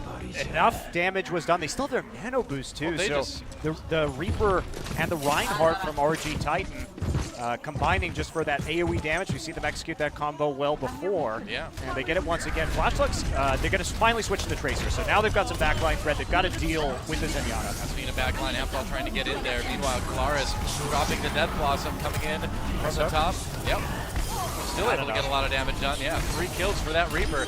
And this is going to be another solid hold from RG Titan. And again, you know, they've been looking good on these payload maps so far. Yeah, and the issue is, yeah, we're going to take a look at this again. So he does get in there. Meanwhile, they're trying to assault the back line at the same time, but the Reinhardt gets ambushed from behind, has the Discord Orb on him. Nice, fast switch on the Orb over to the Zarya. So great target selection coming in. I mean, I love from RG Titan. And not only that, but Aikino got into the back lines, but it looked like, because he died to McCree, that he was just instantly flashbanged. Yeah, all right. They're going to try to push ahead with the sound barrier now. They dropped the Earth Shatter too, but not able to get a lot of kills initially out of that. Just a couple. MP Shield still surviving. Bro picks one up on Wiso. Aquino has that Pulse Bomb, goes for the Zenyatta with it, doesn't manage to get the kill. Not sure if the Zarya shield helped out or not. Either way, Bamboo under some heavy pressure now. Aquino trying to deal with that Zenyatta in the backlines, but so far, not much luck. Maybe he'll get it now. Taking a long time though. Whoa, gets low, has to go ahead and recall. He's not getting these supports at all. No, he's not. And meanwhile, Claris picks up a couple more on Reaper, and the rest of Aquino's team is just falling around him. RG Titan still holding on point A. And that's the thing about just having the Tracer, because you're against Zenyatta McCree. Zenyatta can 1v1 Tracers if you have good accuracy because of the Discord Orb, being able to deal a whole lot of damage. Not easy. It's not easy to do, but you can do it. And he was forcing the recalls there over and over again onto the Tracer, so Tracer was never able to get close. And if you combine that with the threat of a flashbang, can get a little tricky. But yeah. All right, Graviton Surge on the Flashbox again. I feel like we've seen this one before. Trying to work into the Deadeye, but not able to get any kills with that. Meanwhile, the Winston flashbang, nice after Munchkin finishes him off with the left hook. Things going well yet again for RG Titan. Bamboo even picking one up, being the bloodthirsty support. Could be a lot more bloodthirsty in Overwatch. Oh yeah, definitely. I like it. Kino coming in now, looking for a big play from behind with this pulse bomb, and he gets taken out immediately. Oh, there you go. Gets kicked in the face, and that's it. Yep, foot to the face, foot to the head. Hamtal gets a couple, and Flashluck's trying to put together one last-ditch effort push along with that nano-boosted Reinhardt. Claris taken down before he's able to drop the Death Blossom, and it looks like they may actually take this to point A. Yeah, in overtime. All right, they'll get it there in overtime at least, but still not looking like it's going to be a successful full push from Flashlucks. Going to be tough. They do get 230 off of that, though. Yeah, so they buying themselves a little bit of time. Aquino playing pretty far forward here in the bank, and he's trying to get a flank onto the high ground. He's trying to be sneaky right now, for his high ground advantage on the defense for the second point here. So he's going to sneak actually up the staircase. This is going to be really surprising with a pulse bomb, by the way. If he can get up here, it's going to be amazing. Claris actually caught a glimpse of him right there, but didn't notice him coming in. They're going to try for it now, going in for the Death Blossoms from behind. Aquino putting pressure on the top lane from that Tracer. I just say top lane? Wow. Old habits die hard. Sound barrier bumping up Flashlucks as Aquino comes in. Good flank, gets one, gets Elysium, gets a tank with the Pulse Bomb. And that's going to help Flashlucks continue pushing this payload. That was a really clutch play by Aquino there. Yeah. Managed to take out the Bro very early on in that push and devastate the backline there from RG Titan. Well, they're not done yet. And Clark's going to get two. Yep. Looks like they're not going to move up into the high ground here. Hamtal died way up there. That was maybe a little bit of an overextension. It's a little bit. Looks like Butch going to get a look for the high ground Deadeye, of course. Yep. Oh, McCree's in your bank. Watch out. No, wait, he's turned over a new leaf. He's a good guy now, I promise. Yeah, I think it's, what is it, Roadhog and Junkrat you don't want in your bank these days? Yeah, that's right, yep. I'll be the one taking all your wands if you're in Korea. Or if you're in Dorado, taking all of your pesos. How do you feel about them making the only two Australian characters criminals, Noah? I don't know. I'm not Australian, so it doesn't bother me. I feel like that's playing. Well, let's pop a smithy about that. Graviton Surge used by Rhinos. We'll see if Flashlucks can survive it. Hamtal on the side being a sneaky Zarya. Rhinos, though, already winning this push. It looks like Hamtal's just going to have to give it up. Yep. Double kill, bro. Way to go, bro. Way to go. Bro really staying very far back right there alongside the McCree. Yeah, Titan holding. Yeah, Claris Take a look at his Death Blossom right here, looking for the drop down ult. Yeah, and if he can get a good, Death Blossom here, this is going to end the round. Trying to stop before they reach that second checkpoint. They took it to overtime on point A. We'll see if they can take it overtime on point B. They're going to send Pumple up on top with that Winston right away. Nano boost onto Weetza on that Reinhardt. Pumple coming back down to try to help the rest of his teammate as they jump onto the point again. Amtal dead, not getting to use that Graviton Surge. Varus in the back lines. Didn't get a lot done with that Reaper ultimate initially, but it looks like they're holding for the moment anyway. Got to stay on that cart. Yep, Reaper in the face of the Winston does have to phase shift out. Looks like they've got it. Oh, overtime. Overtime getting a little bit more risky. Each time they put people off, there's the Graviton Surge coming in now onto RG Titan, but no real follow from Flashlights just yet. Oh, good Zenyatta coming in the last moment. Clara trying to use that to get to the back line as well. Stay safe. Gets taken out though. Nice Flashlight charge. still pushing forward. We're not done quite yet. Aquino takes out Zenyatta. It could be big flash. Well, I'm saying big a lot, but it's a lot of big stuff going on. I know. Tracer's doing work, man, and now the Tracer duel. But are they really fighting themselves? Is this a Tracer from just alternate timelines? Who knows? Either way, Aquino gets the kill, and this push continues. Wow, I can't believe it. Flashluck's actually going to be able to push it to this point. Well, actually, Clark's going to get there with the Wraith form. Whole team back. We're not done quite yet. RG Titan with a last-ditch effort to hold Flashlucks to just 1 point on this map. Once again, looking for that great pulse bomb. Earth Shatter comes in. This could be the opportunity they've been looking for. Diva for Flashlock trying to stay alive. Flash bomb doesn't end up doing a whole lot. Or a pulse grenade doesn't end up doing a whole lot. Munchkin, though, able to make this Tracer work. Nano boosted Diva right there, the only target really available for them. Damage reduction just buying them some time. Yeah, a big brawl on the payload. Everybody's so tanky right now. Earth Shatter does take out Aquino. That's big Diva ultimate trying to push RG Titan back. Not going to end up working out though. Sound barrier now into RG Titan, continuing to hold this defense, and it looks like they may finally have it. If they can just get rid of the Winston, they can. Overtime, it dropped too fast, and that's going to be only 1 point. It took Elysium a while to actually get his ult charged up there at the end of the game, but once he did and was able to use that Primal Rage, because the overtime had gone so long, he knocks him off the cart, and that is going to be the end of it. So just 1 point for Flashlucks. Rough start. Well, I'm just impressed they even got that first point. Just a crazy last push there. Yeah. Forcing this game to go just a little bit longer. A lot of tenacity. And RG Titan certainly has a lot to work with. And we've seen them just be, so far, small sample size, more effective on these payload maps. Well, we'll see what RG's got for offense as we switch sides here on Dorado. That is exactly how far Rhinos Gaming Titan needs to push this payload to take this map. And they're going to try to do it with a 2-2-2 comp. Meanwhile, it's going to be double tank. Looks like Flashluck's going for the Mei and the McCree for their damage options this time around. No Zenyatta on offense. We have seen just how effective the Mei can be on the first point of this map, especially on defense. You look at the basically singular choke that you're trying to push the card through right at the start there. You can easily cut members off, create picks by dividing and then conquering. I'd like to draw attention to where Flashlucks is like setting up to defend this first point. If you play solo queue, you're on defense on Dorado, that's where you should be. You shouldn't be waving at them through the doorway right now. That is a bad idea. Envy disagrees with you. I've seen them hold display. He falls, well, yeah, I mean, that was, but we're not Envy, right? That's right. You're not Envy either. We're not envious, no. Well, I'm a little bit envious of your skill, but we're not team envious. All right, here we go. RG Titan with the offense.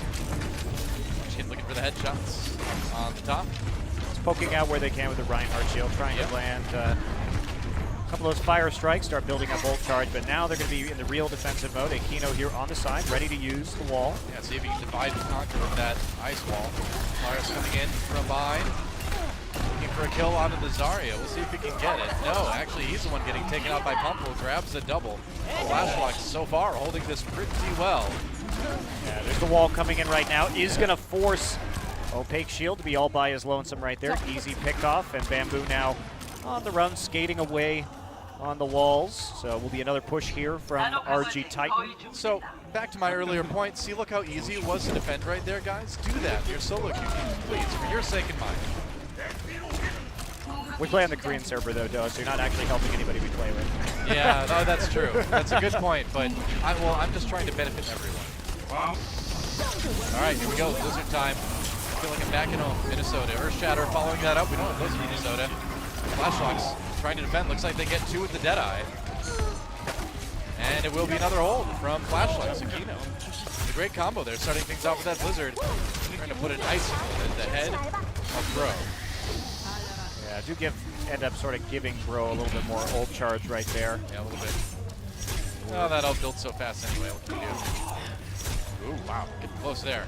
So we do have a Graviton Earthshatter combo possible. Hyuk very near to his sound barrier as well. So a lot of control ultimates, CC ultimates able to be used in this choke right now from Flashlocks.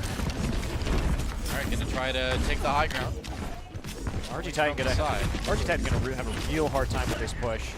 I think so. Yeah, sound barrier advantage is pretty huge. All right, they're going to use that Graviton Surge right away. Flashlocks again trying to defend. Sound barrier comes down just to help shore up that defense. Earthshatter used.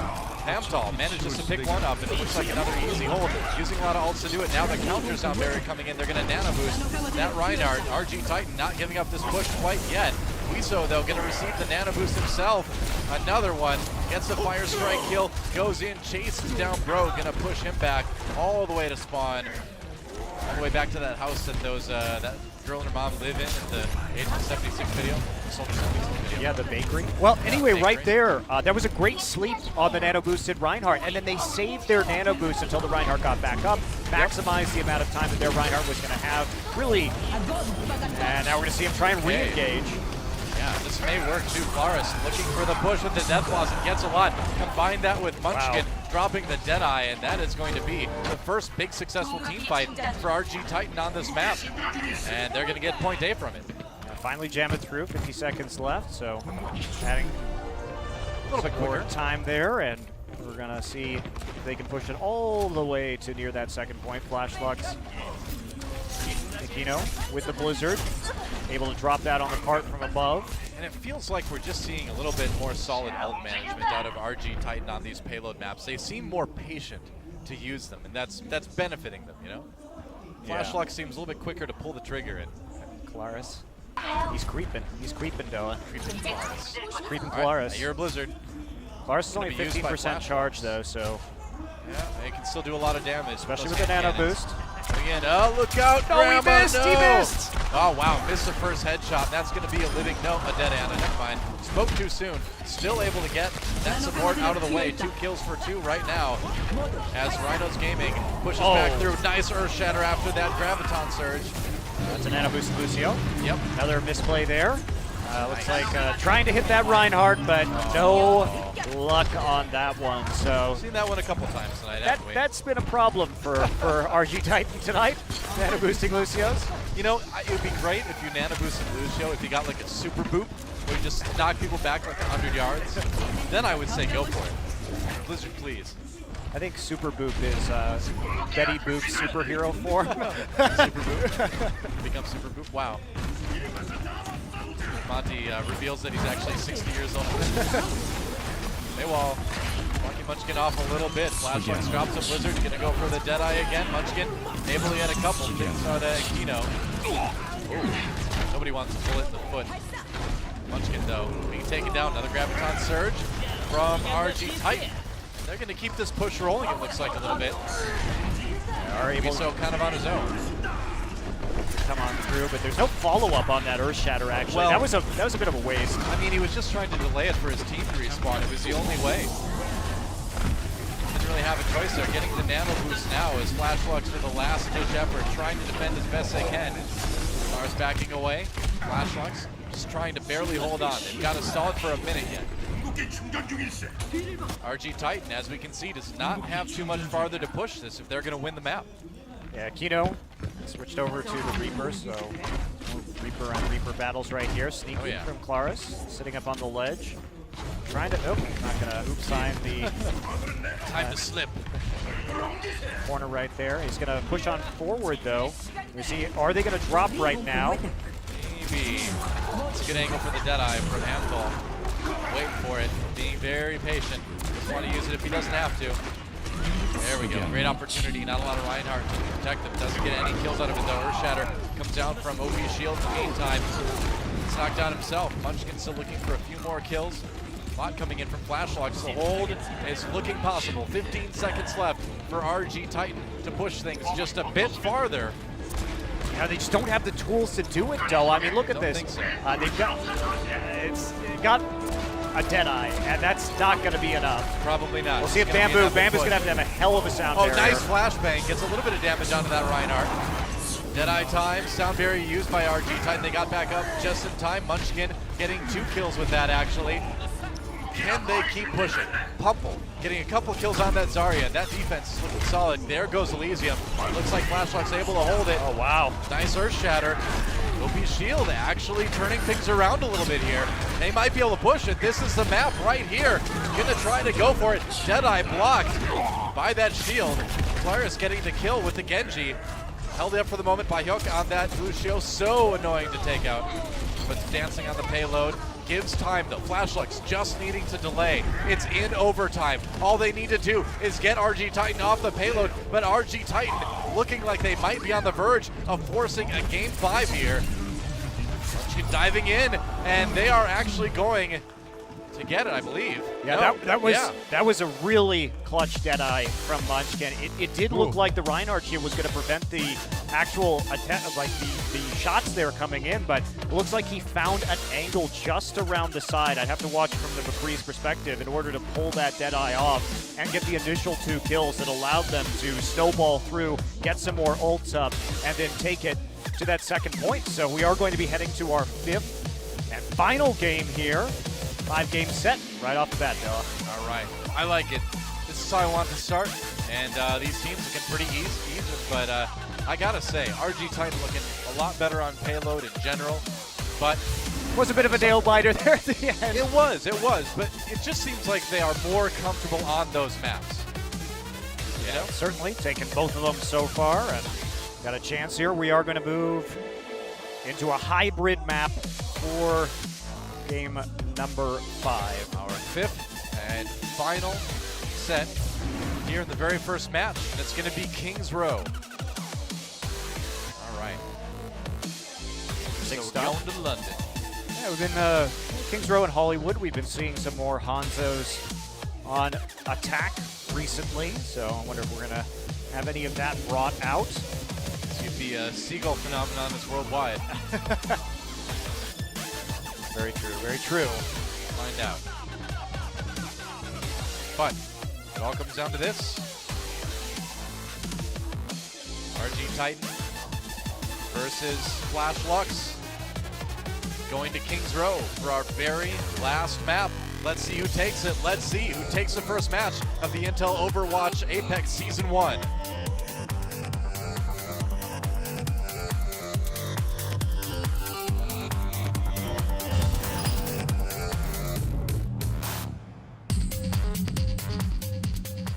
All right, welcome to jolly old England.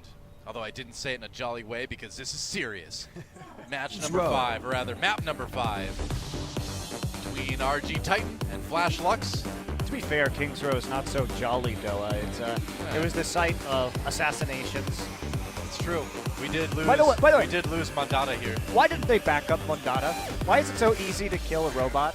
It's true. Where's it? I mean, that's one of those moments you're like, they were sitting there like, oh crap, we forgot to make a hard backup of Mondada, guys. If I was an Omnic, I would totally have my consciousness on a couple of USB drives lying around the house Exactly. just in case. But here's the thing, the whole thing with the Omnics is they feel they've reached some sort of spiritual awakening, that they have a soul, kind of just like humans. So maybe you can't back up a soul onto Google Drive yet.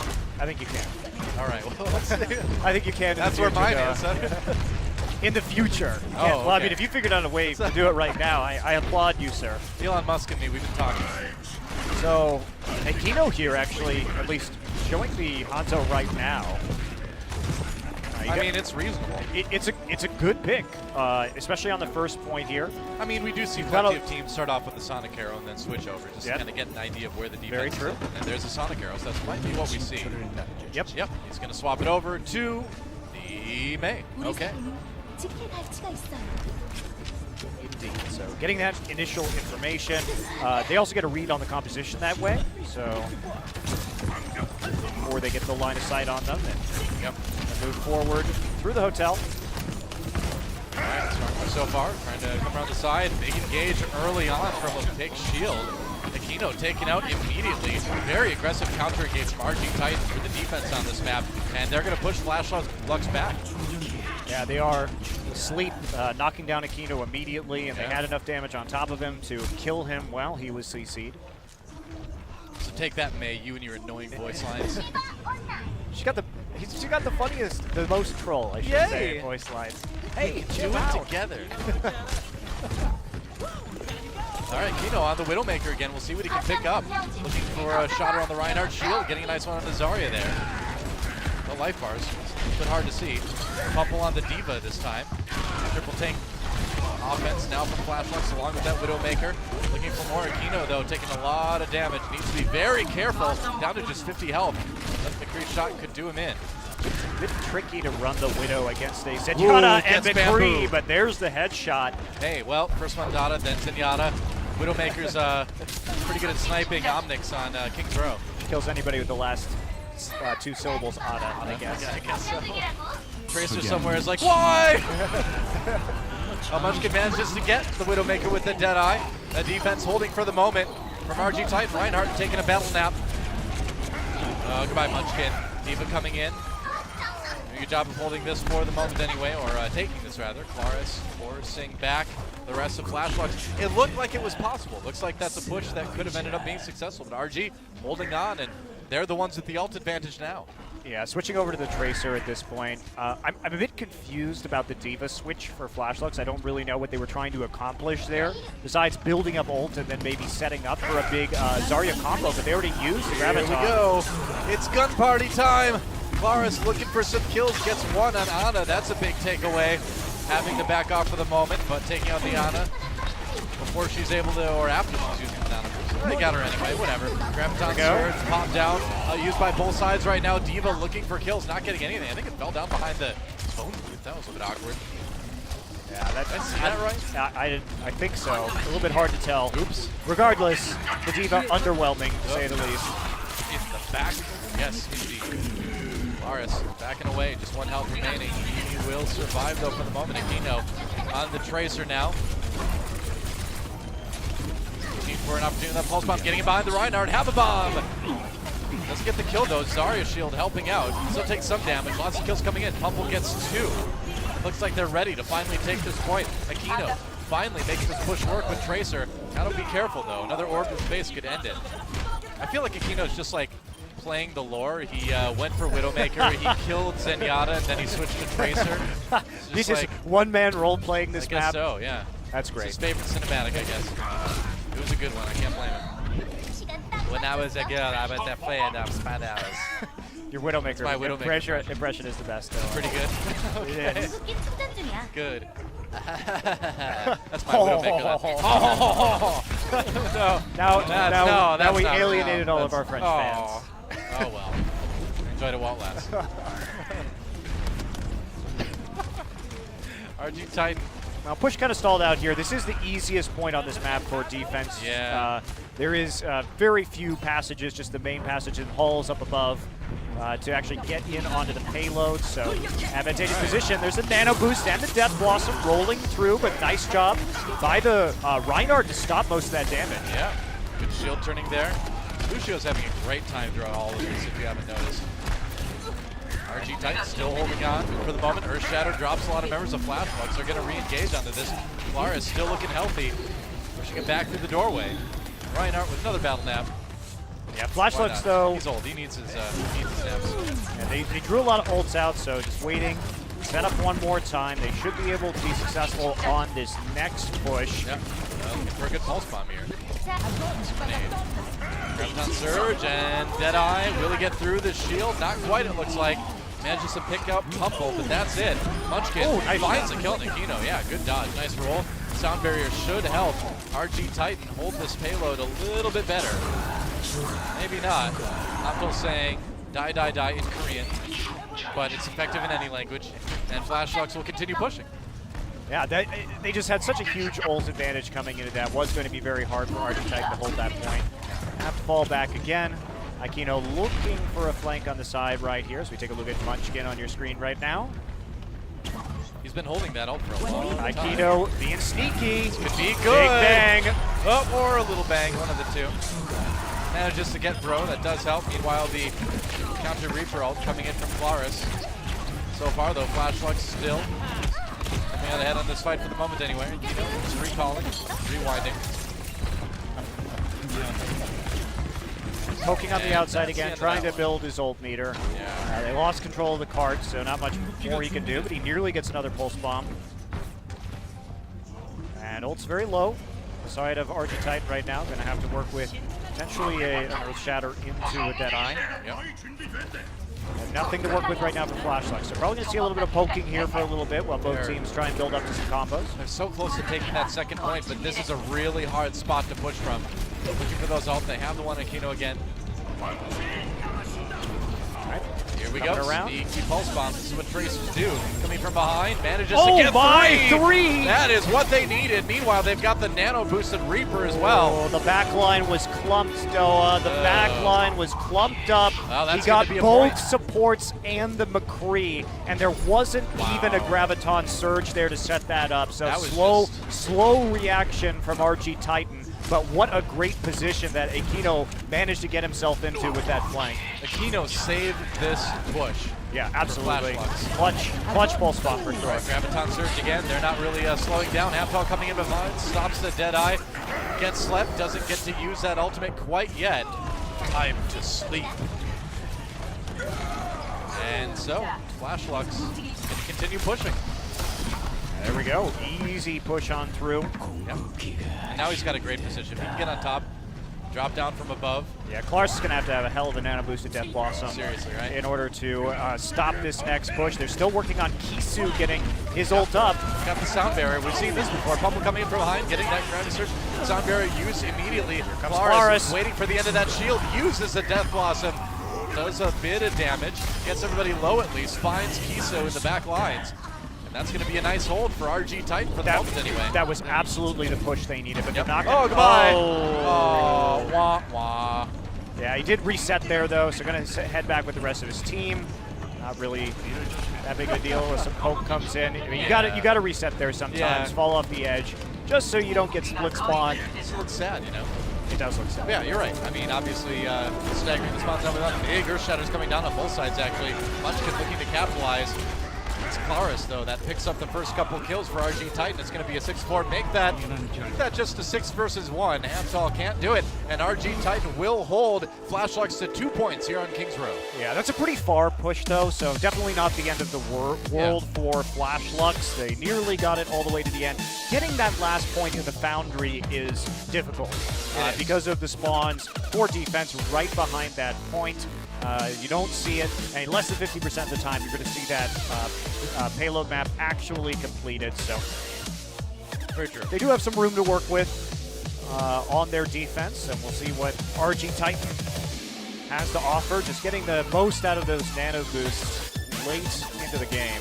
Yeah, but man, I mean, looking at the play from Aquino on Flashlux, coming into that, he was recognized as a star player on this team, and you can really see why. That sneaky ultimate straight from the back line. That was great. Looking so good, but now they have to defend. Yeah, that one play really got them almost to the completion of that third point right there. Yeah. And he did it all by himself. He did it without the Graviton Surge clumping people for the big bang. Just managed to find the right cluster of targets and completely devastated the back line of RG Titan. Depending on how RG Titan does on offense here, that could very well have been the game-winning play for this map and this match, too. Okay. So RG Titan this time, at least flashing the Mercy right now. Don't think we're going to be seeing double snipers from them, but just taking a look right there with the Widowmaker scope. Yep. It looks like we're going to see a Pharah. Pharah Lots of open airspace and long sight lines on this first point to poke effectively with the Pharah. Clara starting out on that Widowmaker as well. Makes me think they're probably just going to use the Sonic Arrow start from Munchkin before swapping him over. I'm curious if Clara's going to stick to this bit. 5 seconds left, and maybe he's just, I don't know what he's doing. We'll see. I mean, he could be switching over to the Pharah. Munchkin could be switching over to the Pharah as well. Wow, they actually run Okay, they're not going to run. He's gonna switch over to Pharah. There we go, Far Reaper. Okay, just trying to get a couple cheap kills from the onset, but not able to find anybody. Flash Lux spreading out that defense. You lose a couple of seconds like that, but maybe you punish somebody who is a little bit too far forward. Yeah, the idea is you catch somebody out in the open and get a free 65. Clara's on the top now, raining rockets from above. Oh, big shield going down really fast though, and I'm getting a lot of charge onto the Zarya. Got to back away for the moment. So a slow start, but you know when you see these Pharah compositions, you're really counting on the poke damage, and it's it can be slow going when you're taking this first point. But again, Flash Lux, they're not really prepared for this. This is another time where Flash Lux in this series has found themselves without a McCree, without long-range damage. So Klaris he's got a lot of room to work with. It's not even a Roadhog this time, so who exactly is going to kill him? All right, where'd the Nano Boost end up? Onto the Reaper. Yep, there we go. Where else would it be? Hamtol picking up 1, picking up 3 actually in the meantime. And, for a 4th, and that is called a solid defense. Yeah, definitely a solid defense right there. They just sort of ignore the Pharah, but you know, Pharah gets some damage done, gets that ult percent built up, but able to actually convert the kills onto the rest of the team. There's an ult coming in onto the Reinhardt, looks like, or Reaper actually. I believe so, yeah, just a Reaper again.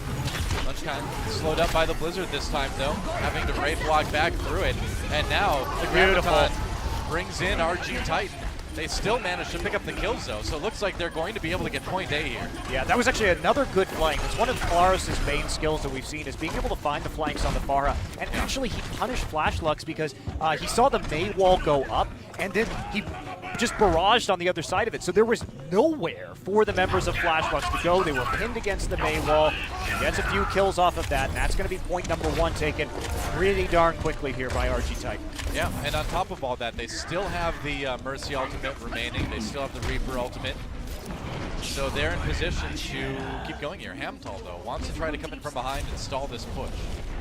Man, the payload comes out so slow on this map. It's just torturously slow. I wish they would speed that up, actually. It's interesting because it gives the defense such a good chance to set up for the beginning of the push more than other maps. Exactly, and this is considering this is the best point to defend. You get basically a free respawn, but enough about that, Noah. Yeah. For an opportunity after that first Death Blossom goes up. Oh, but Munchkin taken out. Time to weep. Huge res. 3-man. Earthshatter comes in for Flash Lux. Blocked by this defense, but Clara still on the outside, untouched, getting lots of damage done. Yeah, and you know, the Earthshatter blocked by the Reinhardt wall right there, so they couldn't get quite as much as they would have liked, and that's going to be RG Titan continuing to push this payload. Punch right to the Reaper face right there as Pharah floats in for the melee finisher. Pretty good. Pretty good push going so far for RG Titan. They've got Flash Lux backed way up. Claris still with that barrage. They've got to be very, very careful that he doesn't find an opportunity to come from behind. Come from the side here, but Aquino knows what's up. He switched to that McCree. Yeah, that's a very important switch. I'm a bit surprised that Flash Lux didn't anticipate, given what they've already seen this match. Yeah, Hamtol picks one up. Aquino gets another one, manages to take Claris from the sky with that Deadeye. Munchkin having to back away now. So, Deadeye used, but it got the Pharah, which is kind of the most important thing. Prevented that barrage from coming in. Now Hamtol content to just hold it. He's looking for that Reaper. There's a Reaper right there, though. Ooh, whoa. Good. He's caught it out of the corner of his eye. Instant Wraith form. Knew that he wasn't going to have his crosshairs on the right target. Would have been 1v1 by Munchkin, so good reflex. Yep. Jump takes Claris up to the second floor there. Knockback used. So Claris, let's get rid of the Reaper onto the high ground. Cuts off one of the points of entry. And now they're going to be coming straight through the front. There's the Nano Boost. Yeah, he's going to go ahead and Wraith walk out of that Graviton Surge. Manages to pick up a couple with the Death Blossom. Good defense so far for Flash Lux. They're going to get what looks to be a full hold here. That was really well played there by Hamtol on the way in. The Reinhardt was very low by the time the Death Blossom ended, and then an unfortunate reload timing from Munchkin meant that he lost the 1v1 duel to Hamtol.